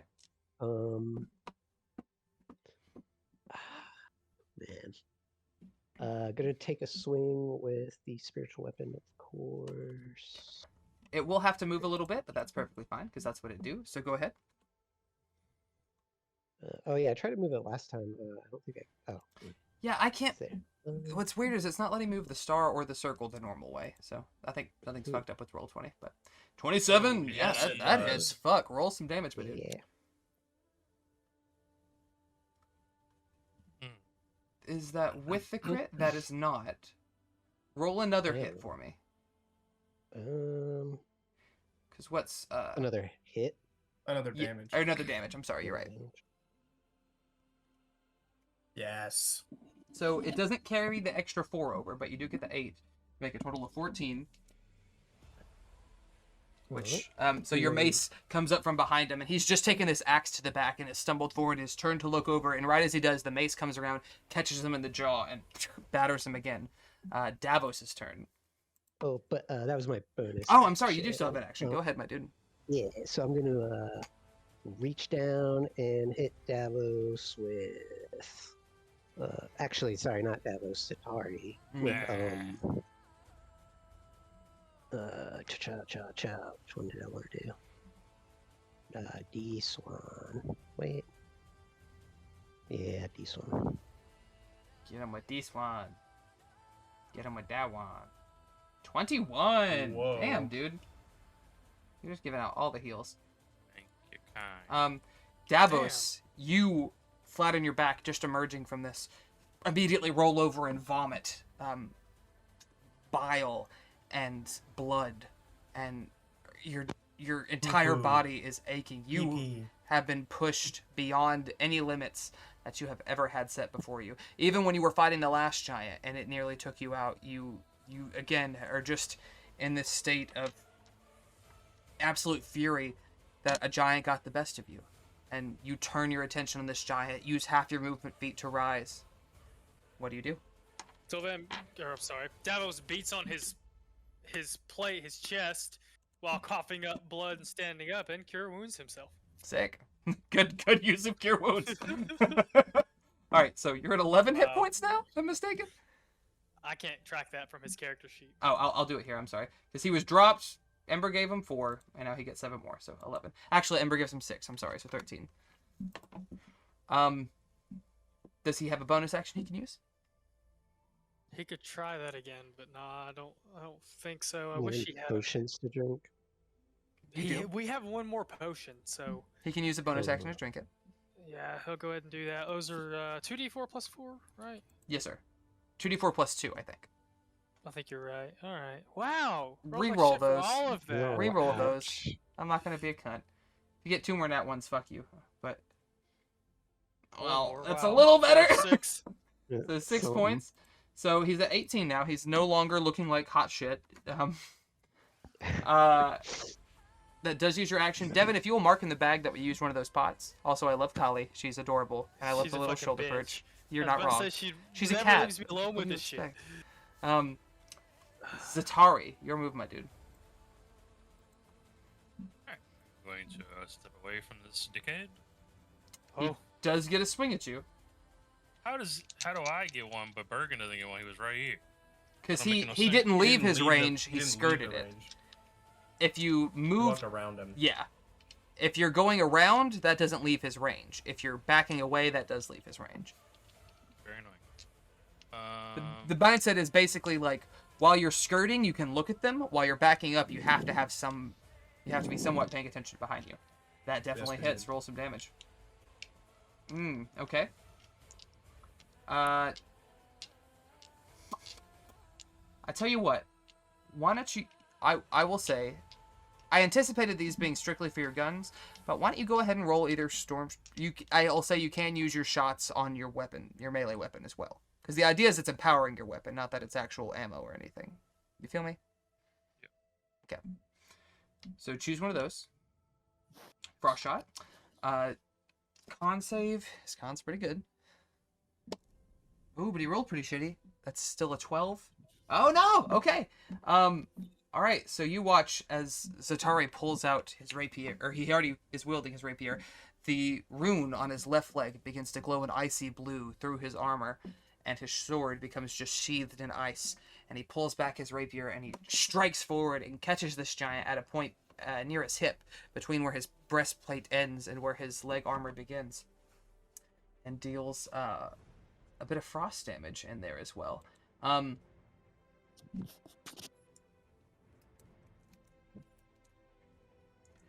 Actually, it's a little underwhelming damage-wise, but that is enough to push him over the threshold. As you strike him in the hip, his leg locks up, his sword grows heavy and falls. You see this frost sort of creeping up his abdomen, and he looks on at horror. His natural, the heat that he's been exuding this entire time begins to dim a bit, and a bit more, and a bit more, until he falls to a knee, and then to the ground. You guys have just killed your first fire giant. Jesus Christ, that was scary. Yeah. I'll be right back. Tali, Praise the fucking sun for Ember. we're gonna we're gonna take a break. I'll see you boys in 5 to 10. Copy. Unmute thyself, Joey. I was about to say, you're still on mute. Oh wow. God damn, pulling a Devin over here. Fuck. If Josh is here, we'll get started. Yep. Yeah, your boy is here. All right. 2 things. Devin, I sent you a message about the herbs that you gathered because I forgot to do that before session, but I rolled that up earlier today. Bloop, bloop. And then, we are not out of combat, my dudes.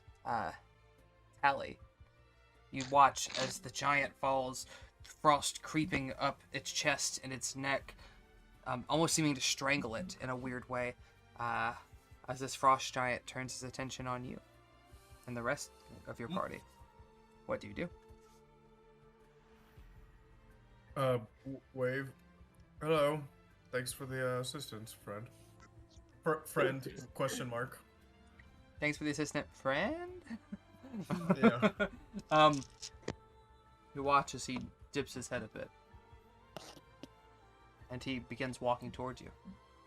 5, 10, 15, 20, 25, 30, and pulls his axe out of the back of this blood giant, or this fire giant. Blood giant. It's I want to homebrew a blood giant. yeah, that sounds pretty sick, no lie. The dark blood off of his axe just dripping down, pooling out of the back of this fire giant. You see it as it hits the grass and it sizzles, and you can feel the immense wave of heat that's sort of radiating off this creature. And you realize that he's not quite down. He is down for the count, but he pushes himself up and looks over his shoulder at this frost giant. And he goes, "Harshnag, you traitor!" And he turns to Zatari and says, "Duke Zolto would have given me anything had I brought your corpse back to him.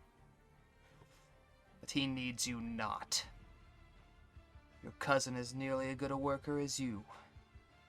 As if she's nearly completed the Vonendad. Why, when I left she was almost through attaching both of the legs. Soon, it will be alive, and it will walk again." Harshnag takes his axe and once more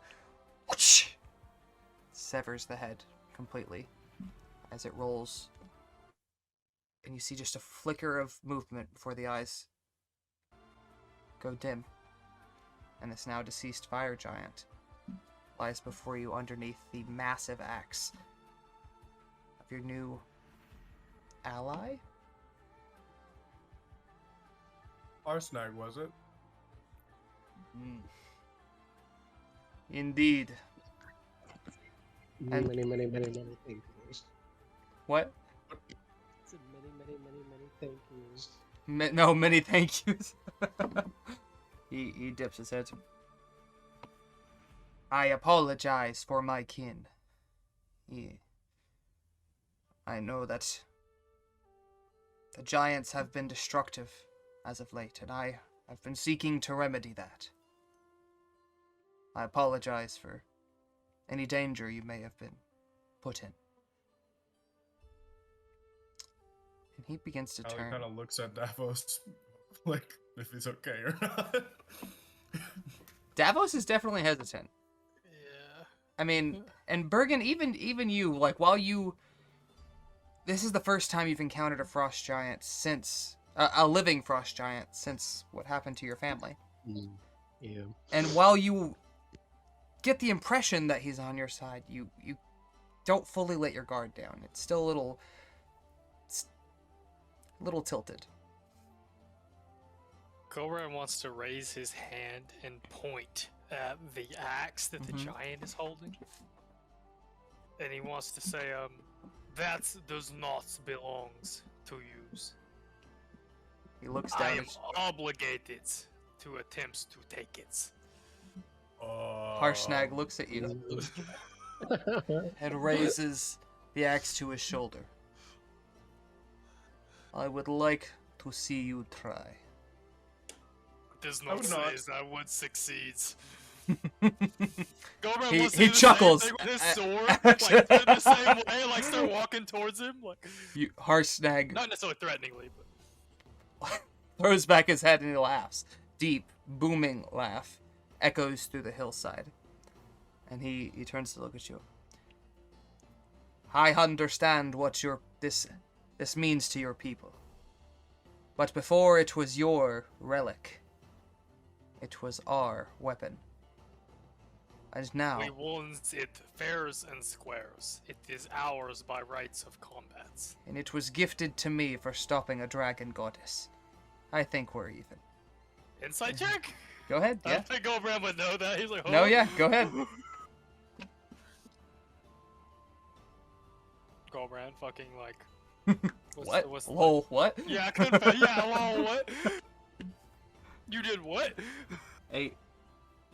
He's a little difficult to read. I mean, obviously he's an intimidating figure, so you can't quite tell if he's being truthful or not.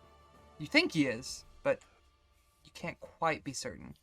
Gulbrand's pretty dumb. I but will he's say kind of hurt. and that not- you all recall Zephyros mentioning this figure, Harshnag. You've even heard his name a couple of times up to this point. Morak, when he first Did we met hear you. someone say Harshnag's beard? Yeah, one of them said Harshnag's beard. Morak said that, are you with Force Grey? And Zephyros later explained that Harshnag is a friendly giant, more or less. He has fought on the side of the small folk for many, many, many years, long before the giants began their restless attacks. From what you now know is the ordning being broken. But Gulbrand puts his sword away and says, "One day I will come to challenge you for possessions of the weapons." Harshnag pauses for just a moment before lowering the shaft of the axe to the ground and resting his arm atop it. I look forward to that day, Uthgard. He turns to the rest of you. I apologize, but I have much to attend to and a long journey still ahead of me. And he begins to turn. Wait. This is but a foreman of a labor camp. Are there those you could warn us of, others who share this particular giant's affinity for harming the small folk? More mutual Okay. enemies. I cannot tell you. Cannot tell you what these giants seek. I know that Zolto has long been obsessed with Avonendod, but until today I had doubted that he had made much progress. If this one's last words were true, it is reason for concern. Kanzu takes these pieces and hides it amongst their peoples. He gives a laugh. I am not what you would call on good terms with the other frost giants.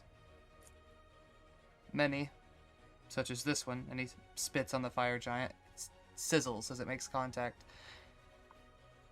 Many like this one see me as a traitor to my peoples. It is not something that I could take to them.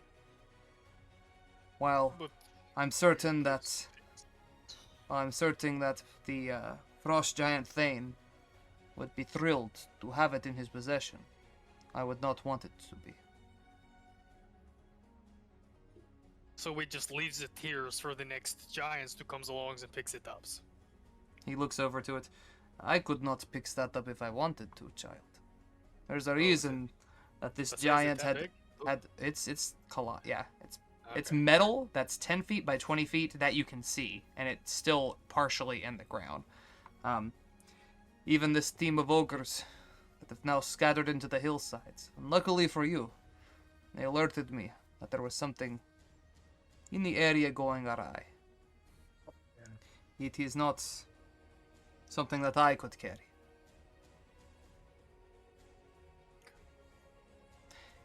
How about two giants? He sort of scratches his beard for a second. Even with two, it would be quite a challenge. But why do you say this? Do you have another friend such as me? Are you familiar with Zephyros? He sort of thinks for a moment. Yes. The cloud giants, if I recall. No, Correct. he was... The giants of the clouds are not made for the work of the earth. He is weak. I do not mean this offensively, but he is not strong like I am. Nor, perhaps, not as strong as you. And he sort of dips his head to Gulbrand a bit. Cloud giants seek not war or aggression. They seek enlightenment, advancement, social progress. It is menial stuffs, if you want to ask me.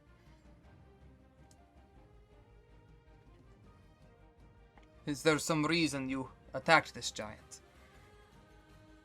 A death wish, perhaps. And he sort of gives a pointed look at Davos. Yes, our bard likes to do things like this in order to make for good song. It's true. No, yeah, I do exactly that. We are under the impression that it is better not to let these red giants has these pieces. He looks to the group and he says, "It might be prudent to alert Zephyros of its locations." And he'll eyebrow at Harshnag to see if he thinks that's a good idea. Eyebrow at Harshnag, well. You know, raise his eyebrow He nods and, well, you certainly could inform Zephyros. I do not know what good it would do you. His position, as of late, has become tenuous within the court of the Cloud Giants. He, like myself, does not seek to advance our place in the ordering, nor does he seek to rid the world of giants, as many of your kind do. I merely seek to achieve some type of retribution for the evils my kin have committed.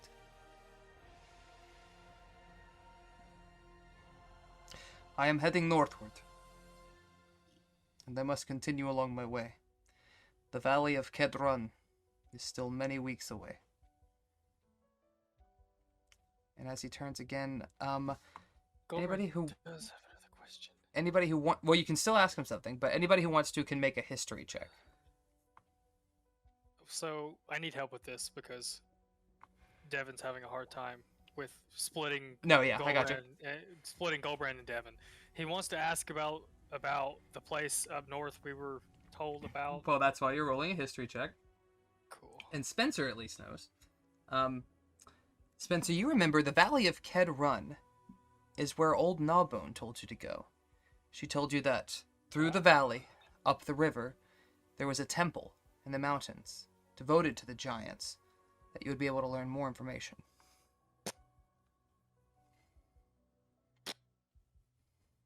Oh, yes, I relay that information to my compatriots. Mhm. Can we have a ride? Can I come with you? Yeah. He looks back. I would not be against traveling companions, but what seek you in the Valley of Kedron? We were I would told. like I wasn't here, so yeah.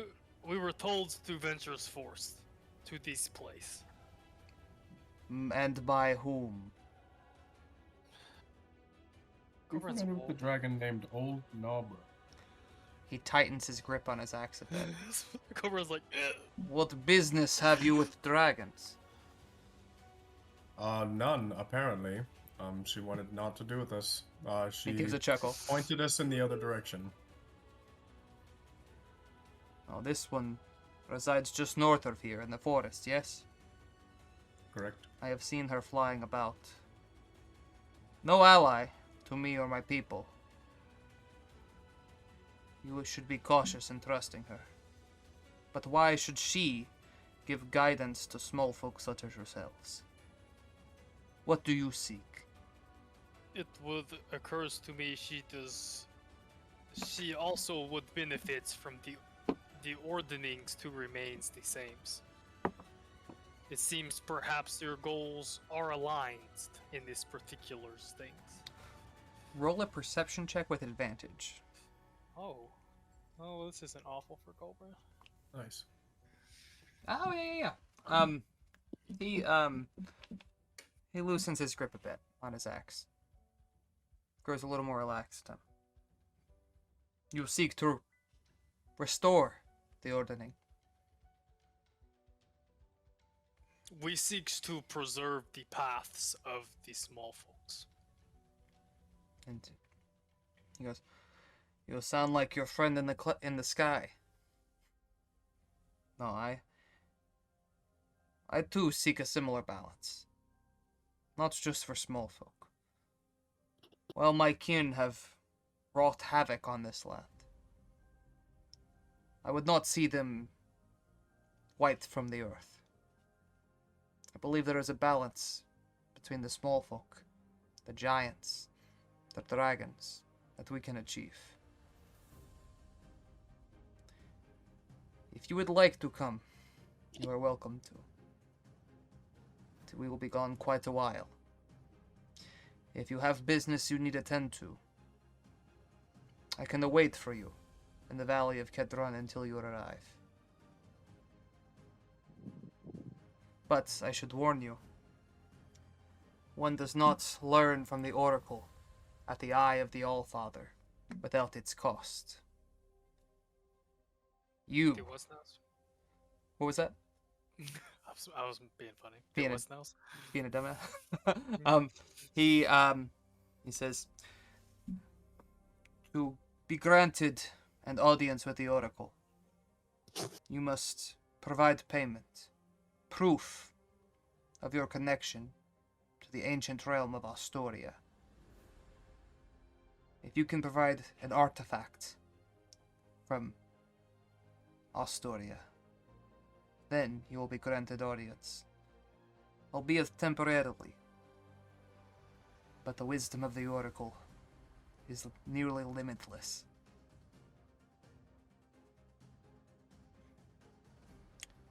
He raises his axe a bit. This, as you know, Uthgard, was an axe that belonged to Gert the Pale, Queen Thane of the Frost Giants for many years, before Uthgar slew her in battle and took the axe back. It was gifted to me by the people of Waterdeep, after stopping a group of cultists attempting to summon the dragon goddess Tiamat. And I would take it to this oracle, provide it to her, sacrifice it, so that I might gain insight. But your people have many of our artifacts squirreled away, don't you now?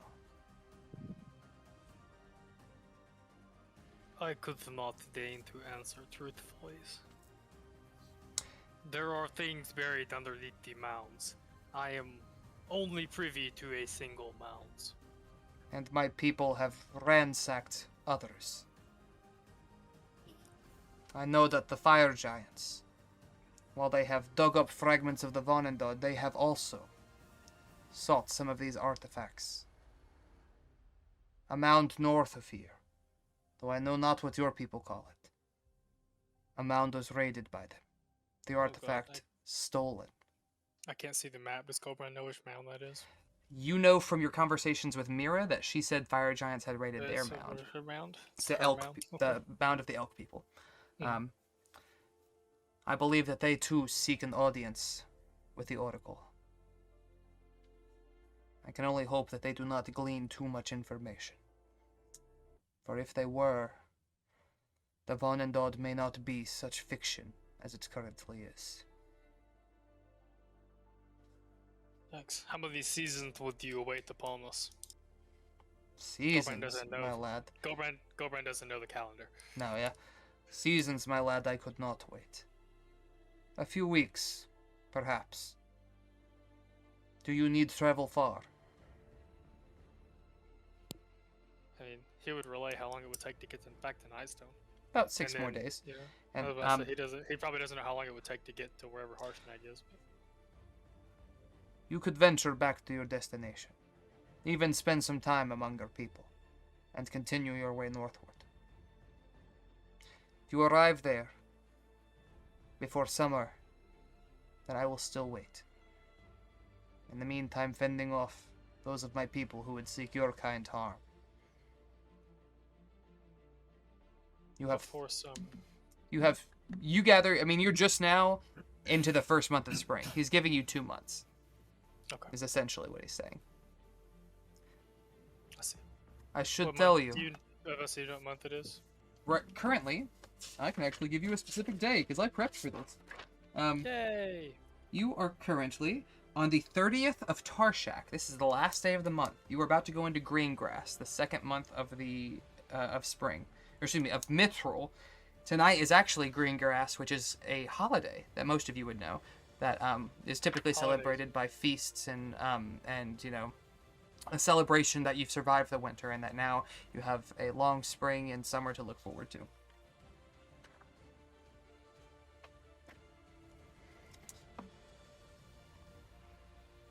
I think he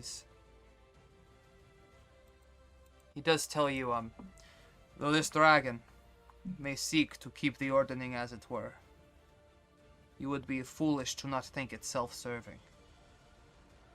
The dragons and the giants are old enemies. The very reason that the Vonendod was constructed in the first place. Exercise caution with who you trust. And once more, So it's the giant we just met. he begins to, yeah. If you say that aloud or something, okay. He nods his head. I would hope that my reputation would provide me some credit, though any hesitancy you have is well warranted and wise. And once more, he turns and begins to walk away, unless you guys call after him. I love you. Love you too. No. You guys watch as Harshnag sort of wanders off into the northward, past the forest that you guys had just escaped from.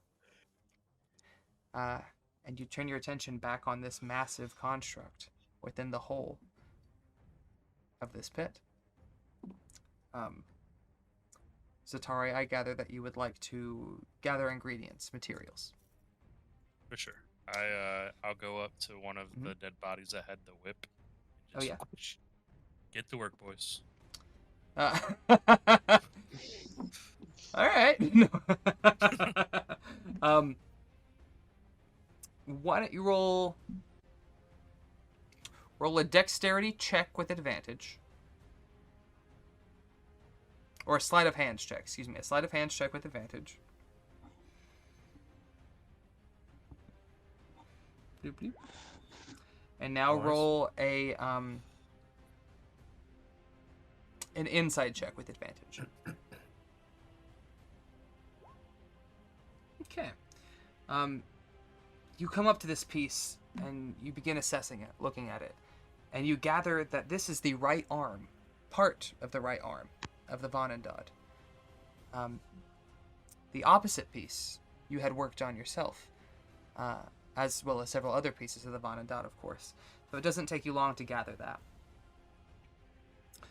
You also, with your checks, are able to make out with a fair bit of materials. They're dense, heavy, some of them complex, some of them very intricate, some of them just large sheets of this adamantine metal that you gather you can break down into other things. It's heavy, however, and you cannot carry much of it, and you can certainly not make off with the entire arm. But you gather enough materials to work on a new project. And you still have fragments left over from your previous stores. You haven't quite exhausted that yet. So you've got a sizable amount of materials. And as you break these pieces off, you begin just storing them into the haversack. And feel like you've salvaged what you could, but you also feel like it's a waste to let all this sit here. Also, Zatari, roll another insight check. Just a straight one. While he's doing that, Gulbrand wants to encourage Taliban to call Zephyros. So I'm also going to try and put the fire giant's head in our bag. Will it fit? I was going to ask if Gulbrand thought he could carry the head. It won't fit in the bag, but y'all could try to chop it off. Let's start with the insight check for Zatari. Something about what the fire giant said, that she had almost completed the legs when he left. You know where Iron Slag is. You know that this is weeks of travel. And you can't help but think about the 2 runes that you got just the day before. Or a few days before. And you're wondering if there's some connection to getting runes on your leg and the legs being completed on the Vanandad. You're uneasy. You know that when you left, the legs were still somewhat in shambles, and they had no hips, per se. Their torso hadn't quite been finished to attach them. But if they made that connection, that is significant advancement. You gather that they are much further than you would have thought.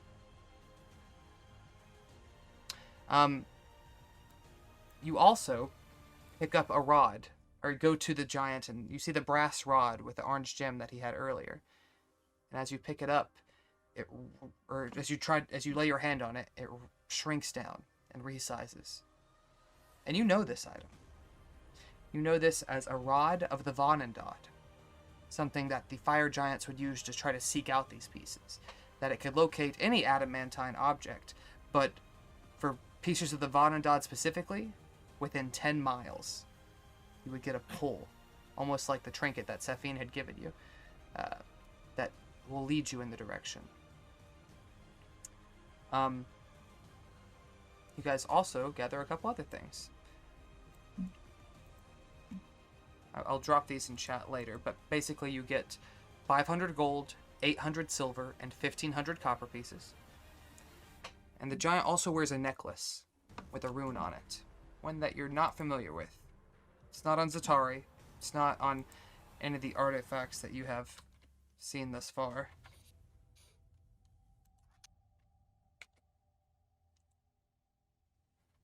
Oh, whoops. That's not what I meant. Devin, did I send you that list of herbs? I did. You did. I'm sorry. I accidentally pasted that somewhere else and moved that. Chuckled at Mandrake Group. You recover a necklace with a similar rune on it.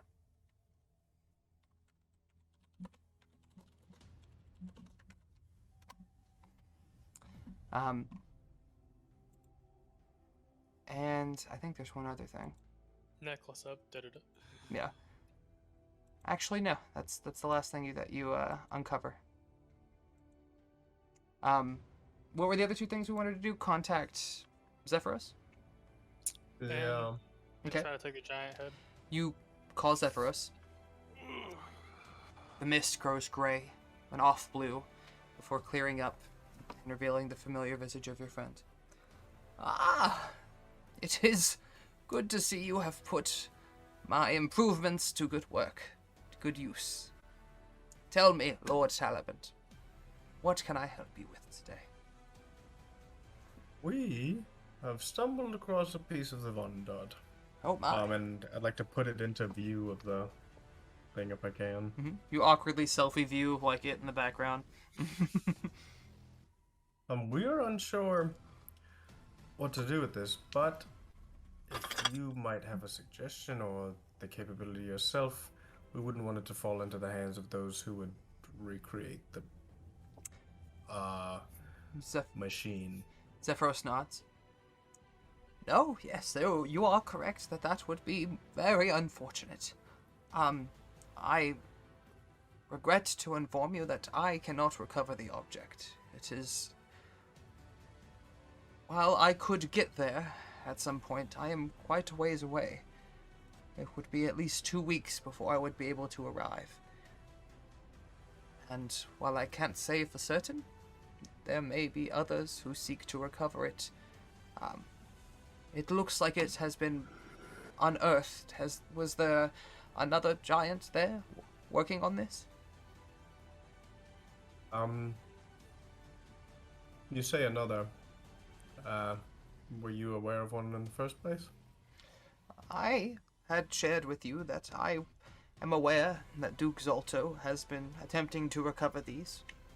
I do not know of anyone in particular besides him who has interest in these relics of a bygone era.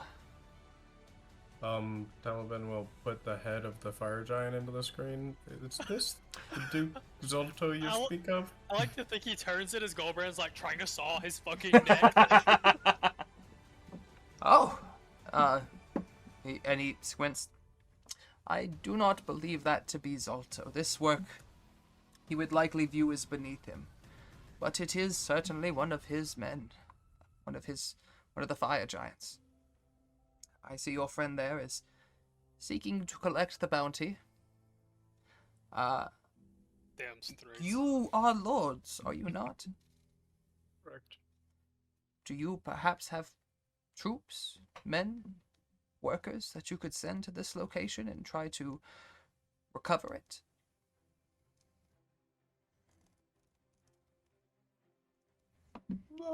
Probably. It would be Oh, difficult, but would not be, even if they could just recover large segments of it, that would hinder Duke Zolto's progress. Gulbrand stops long enough to... can he hear this conversation? I guess I imagine so, yeah. Loud. He stops long enough to ask, do you think it would be wise to alert the powers that be in Waterdeeps to comes and retrieves the artifacts? It would certainly not hurt. I am unfamiliar with how many of the small folk govern their cities. I do not believe there is a single power that be in Waterdeep, but I believe they, much like you, rule as part of a council. Such things require discussion, deliberation, but bringing it to their attention would, not that I can foresee, despite any negative consequence. And if we are lucky, they can retrieve it and put it out of reach of the fire giants.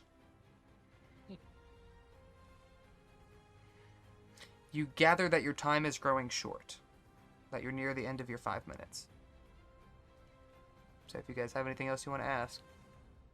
We met your friend, Ice Giant. sorry? I don't remember his name, but Big H. Ah, Harshnag, yes, no. That is good news. I have not seen him in some time, and while I would be amiss to call us friends, we are certainly on the same side. Yeah, Was he basically helpful? called you weak. In your... He was helpful for us, but Fantastic. Well, I should warn you, the Vonendon is highly coveted by Duke Zolto. If you were to take it, he would come seeking it. And with that, the mist grows gray, blue, and fades out. And once again, you're staring at your own reflection. Also, you guys do not have to make a check to get this giant's head, because Harshnag chopped it off for you. Chopped it off, yeah. So you I was have gonna to say that. haul it, but you gather you can Can take... Gulbrand carry it? It would take 2 of you. It's pretty big. I would say at least a few 100 pounds, probably 2-ish, maybe 3-ish hundred. Technically, Gulbrand can carry twice as much as the average person. He's a Goliath. His Mm. carry, all that stuff is doubled, etc., etc. Okay, I would say it's burdensome. You have to use both hands, so you don't, you couldn't do anything can- else, but you could carry As it. a second picture, he carries it and sweats the whole fucking time.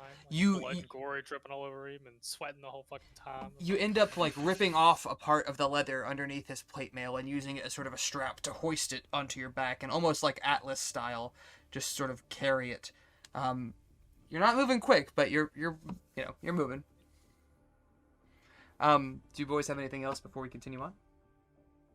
Perhaps Um, you I would call Nightstone and notify them of the piece of Onendot, Okay. as well as... This is your last call for the day, because Valkiir calling you earlier used one of them, and then Zephyros. That's okay with me. Okay. Does anybody object?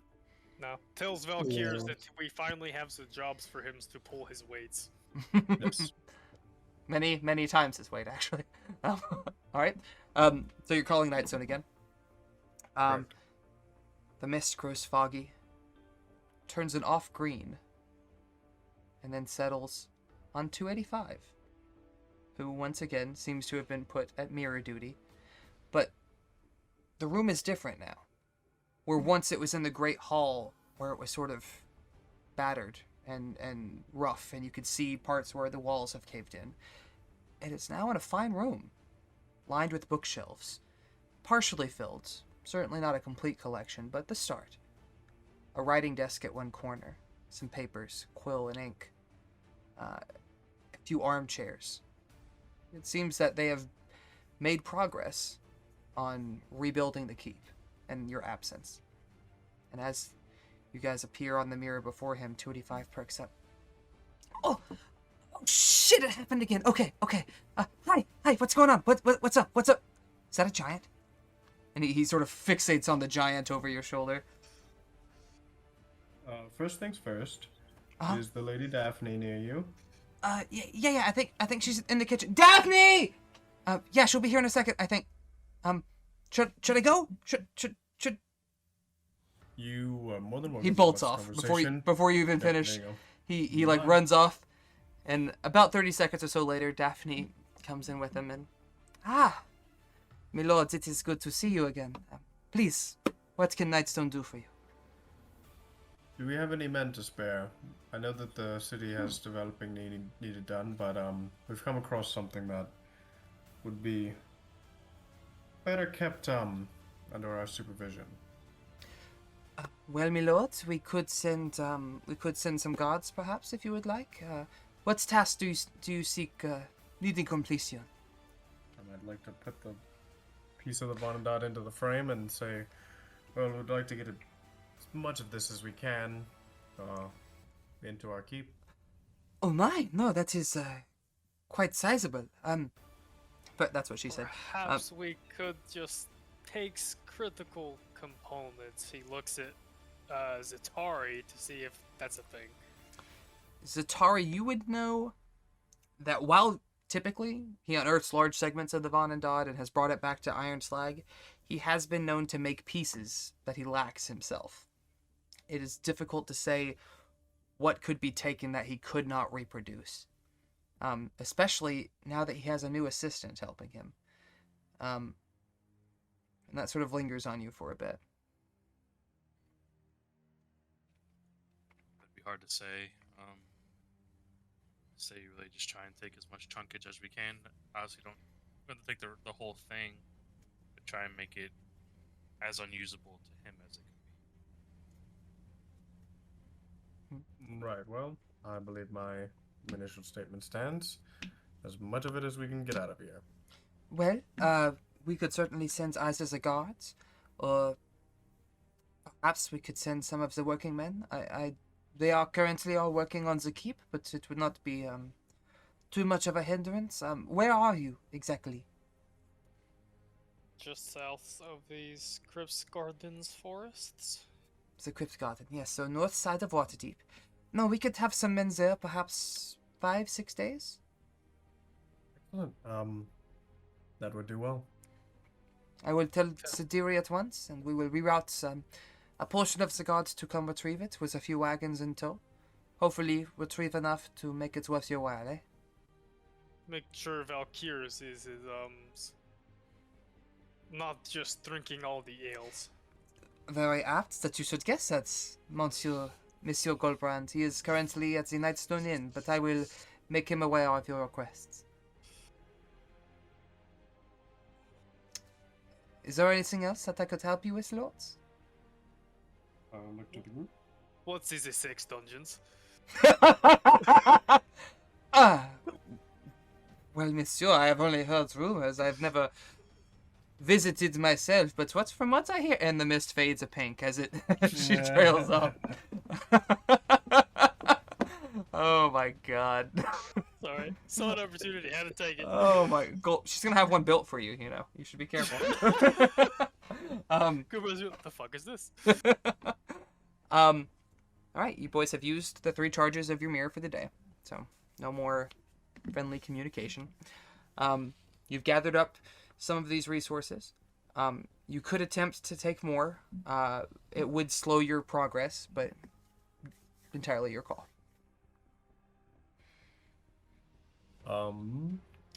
It is. I think that should be mostly up to Zatari. Yeah. Okay. Whatever, if I can supplement your adamantite scrap for ammunition or anything, then I would shove stuff into the bag of holding. For your ammunition, or? For Zatari. Yeah, I think he means if Yeah, we you've could all carry- seen we could him put more- use similar components of this black stone and work with it to make ammunition. So right now you spent some time gathering this stuff. The actual combat wasn't long, but the conversations, the actual working on this machine, it's taken some time. It's probably close to 4-ish, 5-ish, getting later in the day. Not sunsets, but it's approaching. If you would like, you could spend some more time trying to gather materials.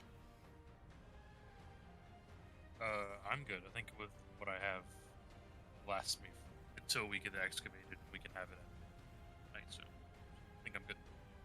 Okay. Okay, Tali will still grab just a few scraps. Okay. Roll a sleight of hand check and an insight check for me. Okay.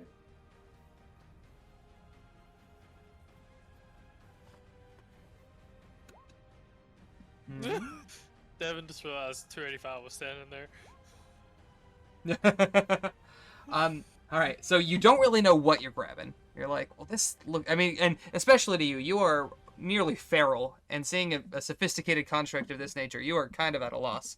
But you're like, yeah, this looks important. You try to break a few things off, and you're like, hunk of metal's a hunk of metal, right? And you just grab a few things and throw them into your bag. You grab a bit more, you garner a bit more of the resources, but Zatari, when you look it over later, you're going to gather that it's not, some of it is more useful than others, but a lot more of what gives your guns their kick, you had managed to gather when you were collecting. It's now drawing later in the evening, 6 o'clock. It's getting close to dusk. You gentlemen can set up camp here. You think you can make it to Waterdeep. It's not too much further. You were about halfway there when this happened. What do y'all want to do? I mean, Gulbrand wants to get there because he's toting a giant head around.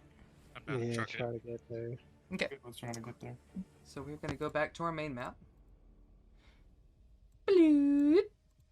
Because I know what he gonna say when he drops when he gets there. So you boys made it to the dig site, which I marked on your map. Bloop. And are now making your way there. Darkness falls along the way. You don't quite get there before dark. But it's not terribly late when you arrive. You gather it's close to 9, 10 o'clock. Early night.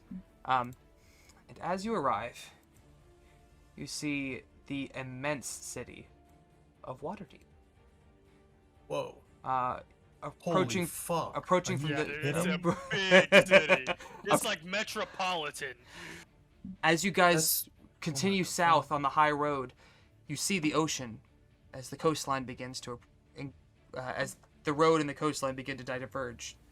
An immense wall stands before you, just as big as the wall at Goldenfield, but several times longer.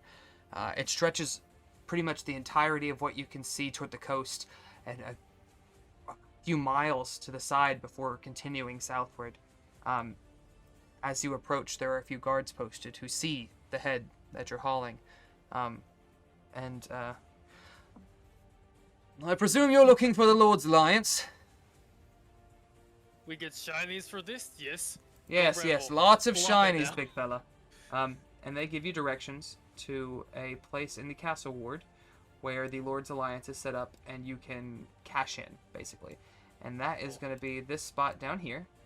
Gulbrand's disappointed he can't just drop it off at the gate. No.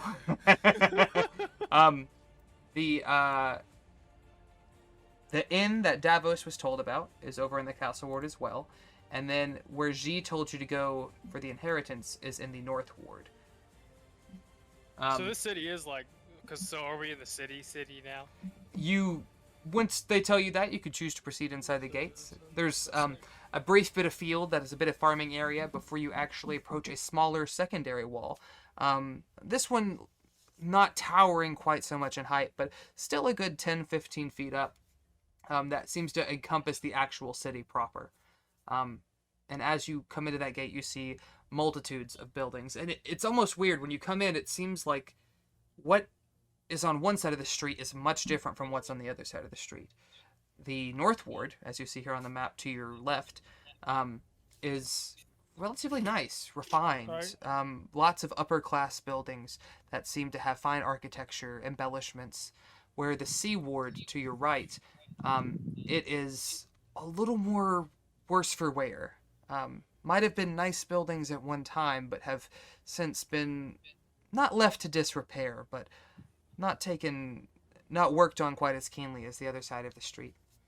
You make your way southward on the high road for several minutes, gathering weird looks from villagers as you approach with one of the heads. Some of them, a little startled at your sort of savage appearance as you sort of make your way through the dim torchlight, and others sort of, like another adventurer has brought a skull. You gather this is not. I've never seen so many children's in one's place. Like, I think Gulbrand's like markedly uncomfortable, but like No, yeah. somewhat, And somewhat like, what's the word? Fuck. out Makes of you place. feel a little bit better. He's carrying a fucking giant head on his back. No one's will fuck with me's here. And even at this late hour, there's still many people about. Not even a fraction of the city's true population, but there's still more people than the entirety of Nightstone on the streets. You make your way south to this little area right here where the three sections meet. And you see a market square set up to your right. Most of the bins closed now. But you know that from the directions you were given, you would continue on to drop off the head. You would continue westward to go to the inn, and rightward to go to House Than. Which way do you go? Probably drop the head off first. Yeah, that was, Gulbrand would probably vote for that Okay. because he's carrying it around. Yeah. You head down to what is an outpost of the Lord's Alliance.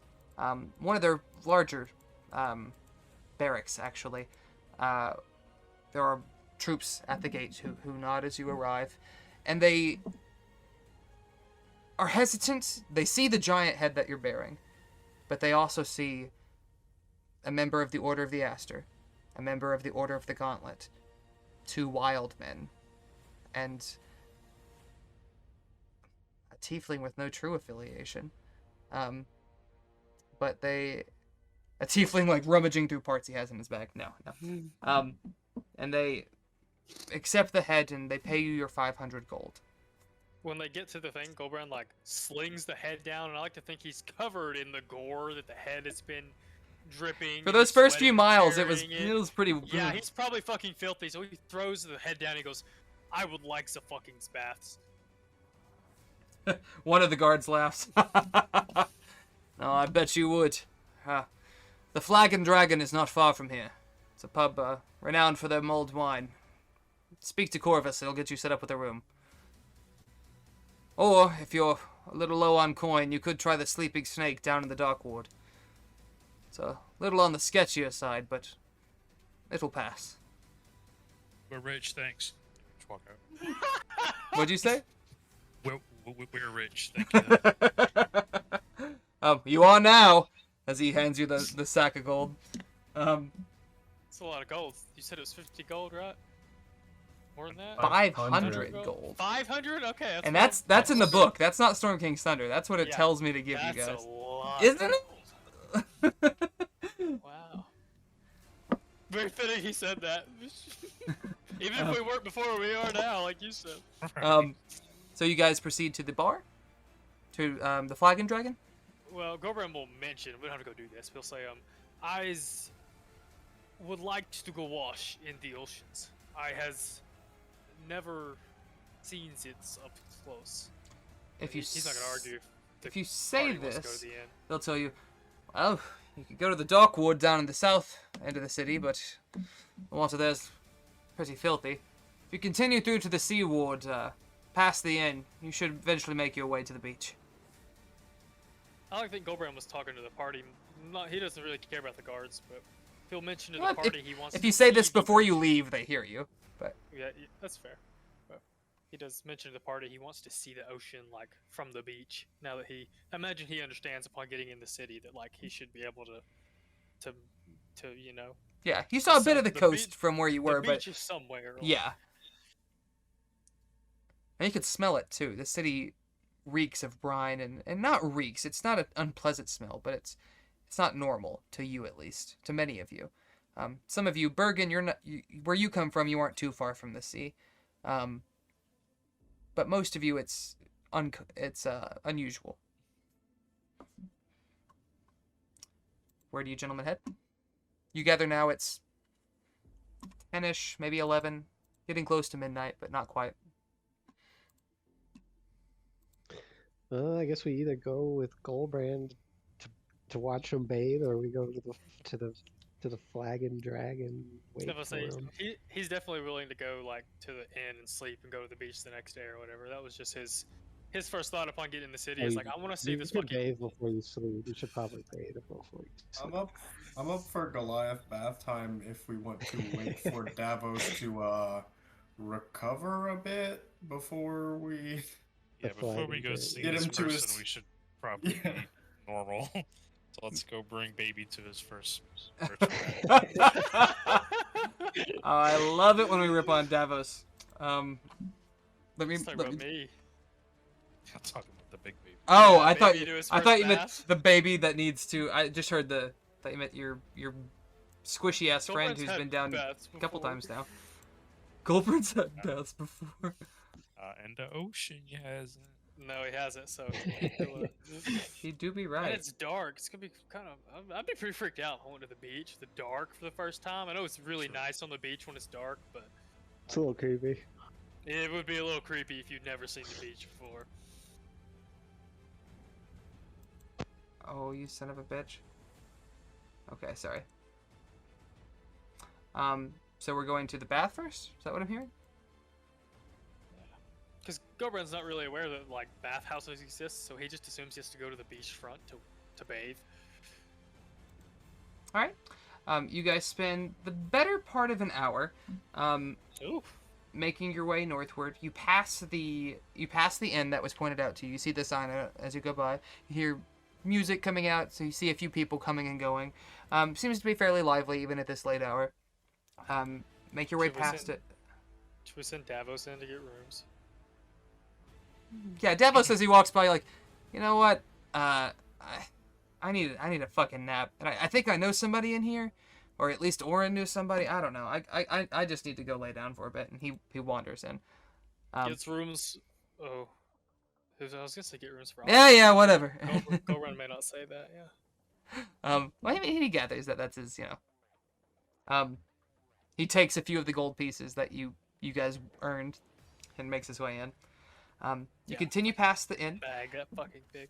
And through a gate on the northern side where you see a few more guards posted, and they nod at you. And Gulbrand, as you exit through this gate, your entire vision is met with crashing waves, a sandy beach, the moon high in the sky, illuminating the waves as they crash and roll towards you.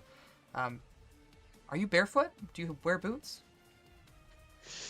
Yeah, I imagine he does wear Wear boots? probably made of they're leather of some kind. Yeah, made out of deer skin, some kind of animal skin. As you walk out into the sand, you feel your boots grow a little soggy, sink into the ground a bit. It's a little unusual, like mud, but firmer. A little He reaches down and grabs a big handful of sand. crumbles through your fingers, clumps in places. The fox, he gestures to the ocean. The actual fox is this. Tari will grab some torches out of his pack, give each one of us a torch, so you can kind of see what the That's fair. Yeah, there's torches posted at the gate, but there's not a patrol along the beach or anything. So it besides the moonlight, it is pretty dim. Gulbrand will, I guess not hesitantly, he's not scared, but he'll walk up to the surf Mhm. and Crashes over your feet. Small waits a wave for it that to leads hit his to feet or to whatever. small foamy bubbles. That are you stripping? Are you taking off your boots? Are you walking in fully clothed? First he's gonna walk up to the surf in his clothes, and he's gonna kind of he's gonna take in Yeah. the immensity of the ocean. The Mhm. first time I went to the beach, I was old enough. I was like, holy fuck. No, yeah. And You also you don't have a vision, but you recall one of your previous visions of a swirling whirlpool oh yeah, on a He's gonna giant look for the on the sea. whirlpool. You don't see it, but you recognize this massive ocean. Even when you were up in Zephyros' tower and you caught a glimpse of it, you knew it was huge. But until you're there in the flesh and see that it encompasses everything you can see, side to side, as far as your eyes can make out. I mean, it's humbling in a way.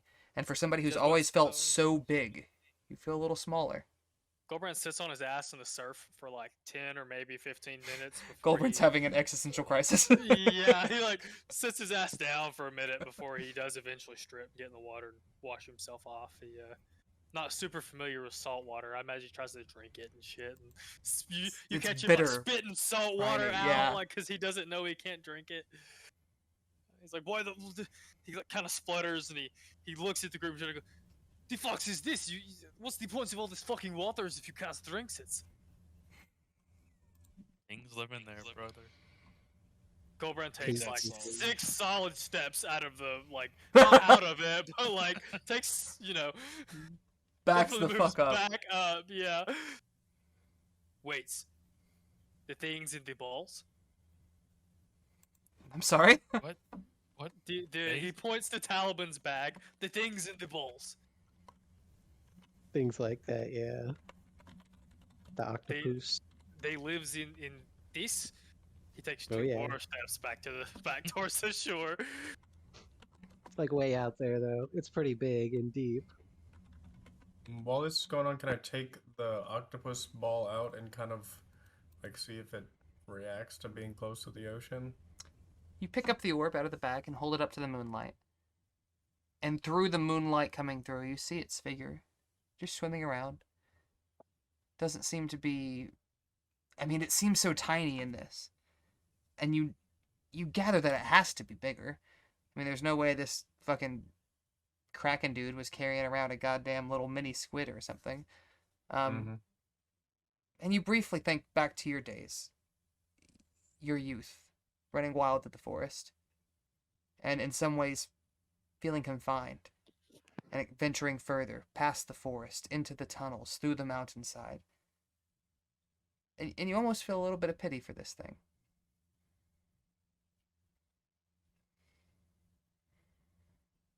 Oh, it doesn't do anything? Doesn't seem to be aware of anything beyond its sphere.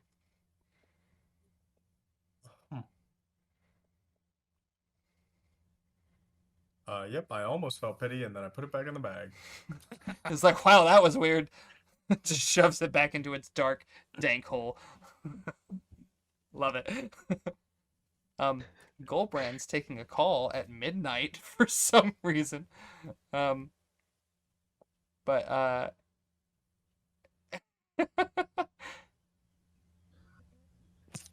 Gulbrand, because he can do this now, well, he would like that. He holds his hand and says, "Can I seize that for a second?"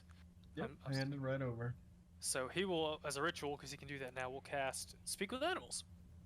Oh. Put that in chat for me. Come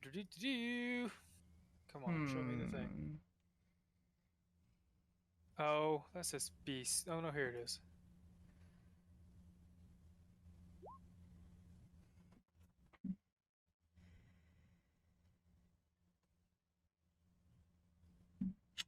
Let me Google one quick thing. IRL, octopi are smart as fuck. You're not wrong. But he doesn't necessarily want to, like, ask it questions.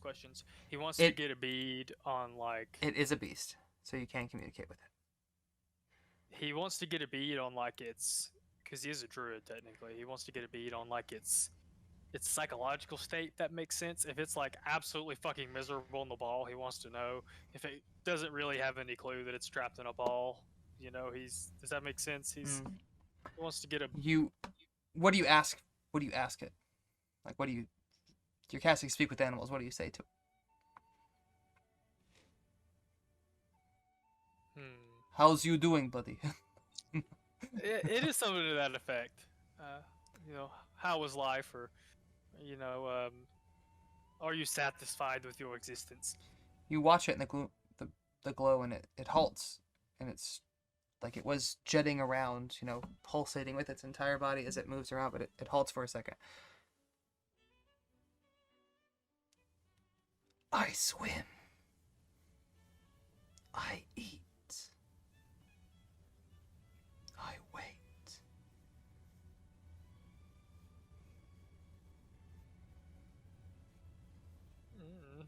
That's all it says. This last 10 minutes?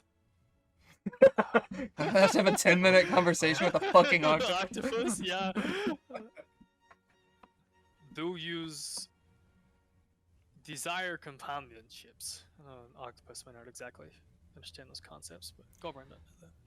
As all, I seek to breed.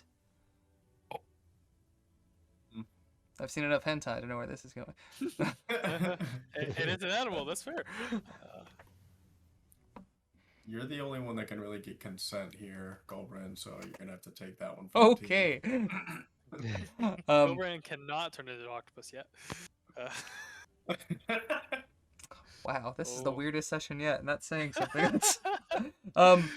So I mean, mean, it'll also say, I seek to hunt more than minnows. It's a kill.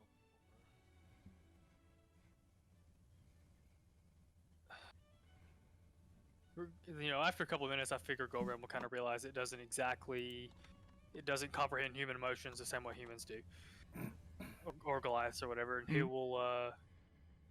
he will hand it back to Tali, the orb back to Tali, and he'll say, if this is really where it belongs, we should consider setting its freeze. I could not tell that it is sufferings ends death balls. Was there anything it wanted? Wants to fox apparently. Gulbrand blushes a little bit. You Must do. and you gather that it has the means to live within this ball. It has salt water, it has shelter, it has prey.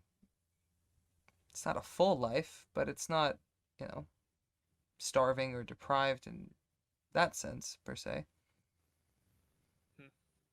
I guess the only other thing he might have thought was to ask was if it craved companionship of its own kind. Like, does that make sense? Does it strongly desire to be around others of its own kind? Let me see. I know some sea animals can think to that level. As you say this to it, even when I was in the deep, I did not seek out my own kind. Octopuses are solitary, according to Google. So there's that.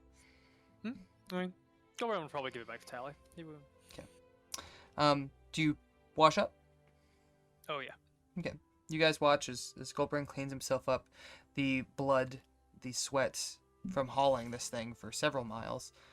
Even though he could carry it, it was not necessarily a burden without a degree of difficulty. He washes up, and you're a little unsatisfied. Like, your skin still feels different. It's not like bathing in a river. You feel it cling to you a little bit. If you had hair... Do you have hair? Not on your Goliaths head, are but do hairless. you have hair? Goliaths Like, all over, like, armpits, everything? Okay. Goliaths are hairless. Y'all get 2 full moons tonight. As he dries up and throws on his chitinous armor, and you guys begin to head back to the inn. We're just gonna do a thing or two more before we close for the night. Can somebody stop Fred for a second? I got you. Stop, Fred. You guys walk in. You make your way back to the Dragon Flagon. And, let me do a couple things. Just a couple things, not a lot of things, but just a couple things.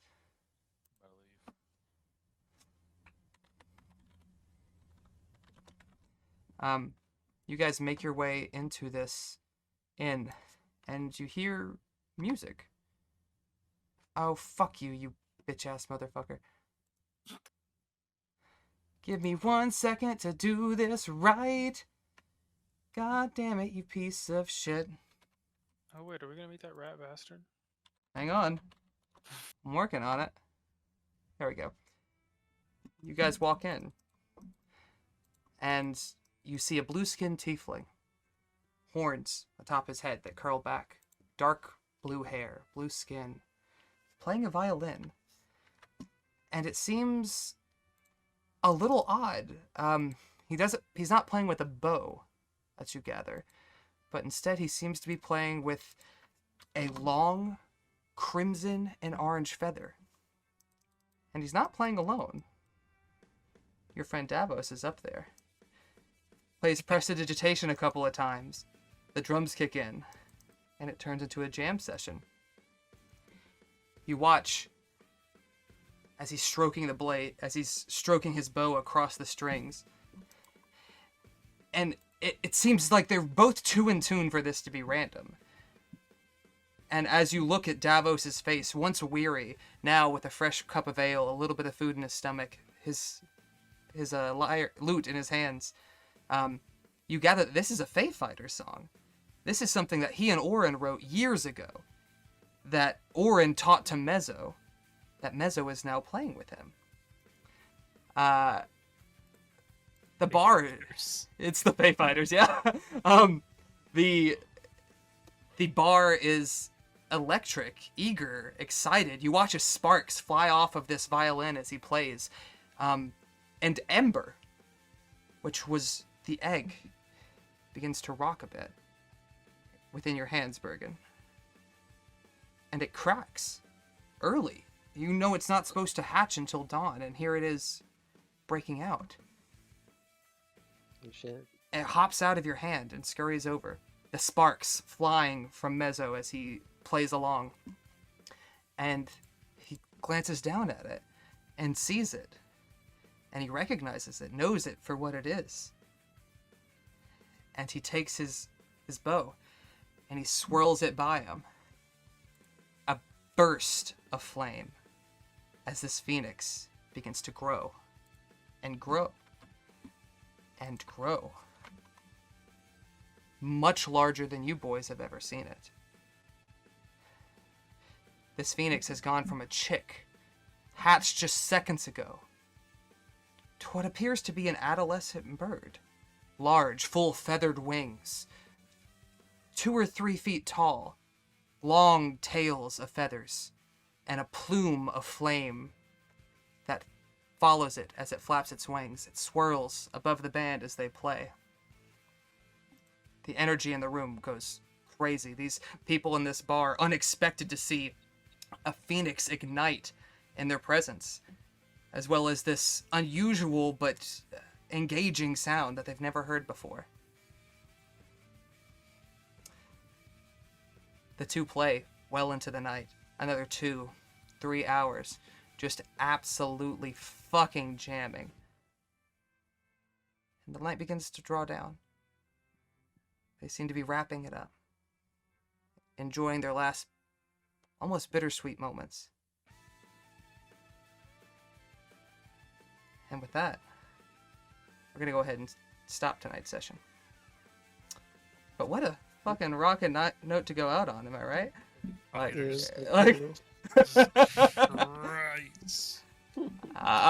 I'll go ahead. About it. We have to get a thing for him to stand on. A thing? You know how like the things they carry banners on? There's like a pole with a T on top, and the banner hangs from the T. Yeah. Except he's like standing on the T, like his Oh, the feet phoenix. wrapped- Yeah. Okay, I thought you meant Mezzo, and I'm like, what? Mezzo's a rat bastard. You're not wrong. For those of you who, well, everyone but Devin, I guess, Mezzo was actually a former player character of mine. Actually, not the last time we played Storm King's Thunder, but the campaign after that. 2 campaigns. Was it 2 campaigns? It was a minute. No, you may be right. It's been a long time. Go ahead. Yeah, but thought it would be fun to. He also played violin with a phoenix feather as his bow, and I thought it would be fun to sort of tie him into Davos's personal quest, which is to hunt down these bards at these various cities and rebuild a band, so to speak. And you gather he's doing a pretty damn good job of that so far. I think that's That's cool. pretty that- cool. Yeah, the Phoenix is. I don't know. I wanted him to kind of be our mascot. It would be Ah. pretty cool. That at least some people will hope. Maybe at least we'll make it back to Nightstone, and we'll return with this Before fucking it dies. dog. Yeah, this fucking dog and this big ass Phoenix. Well, and I will say this. You don't gather that this is a one-off. If you properly convince Mezzo to go back with you guys, which is what Davos is here to do, Yeah. you could be able to age your phoenix up to a certain point, rather than having it every day hatch baby phoenix, and then just reset when you guys die. Meaning that between adventures, you could come back to Nightstone and give it a bit more longevity. Make it a little sturdier. And also make the healing pool better. What the phoenix does is it gives you all of its hit points when it goes down. As a chick, it only has 6. As an adolescent bird, it has much more. So it also makes that more potent to a degree as well. But yeah. Gulbrand got us called Salt Scrub. It's a good session. And with that, my dudes, we're going to go ahead and call it a night. Love y'all. Be good to each other. And is it... Oh, well, before we go, we're not going to meet next week. Even if we could get enough for Thursday, I need to prep. Because I've had no time this week, and I will have very little next week. Plus, I've got Spider-Man to go see. So, a bitch has got to have priorities. But love y'all. Be good. And is it the new year yet? I don't know. Catch y'all later. Deuces, Later. guys.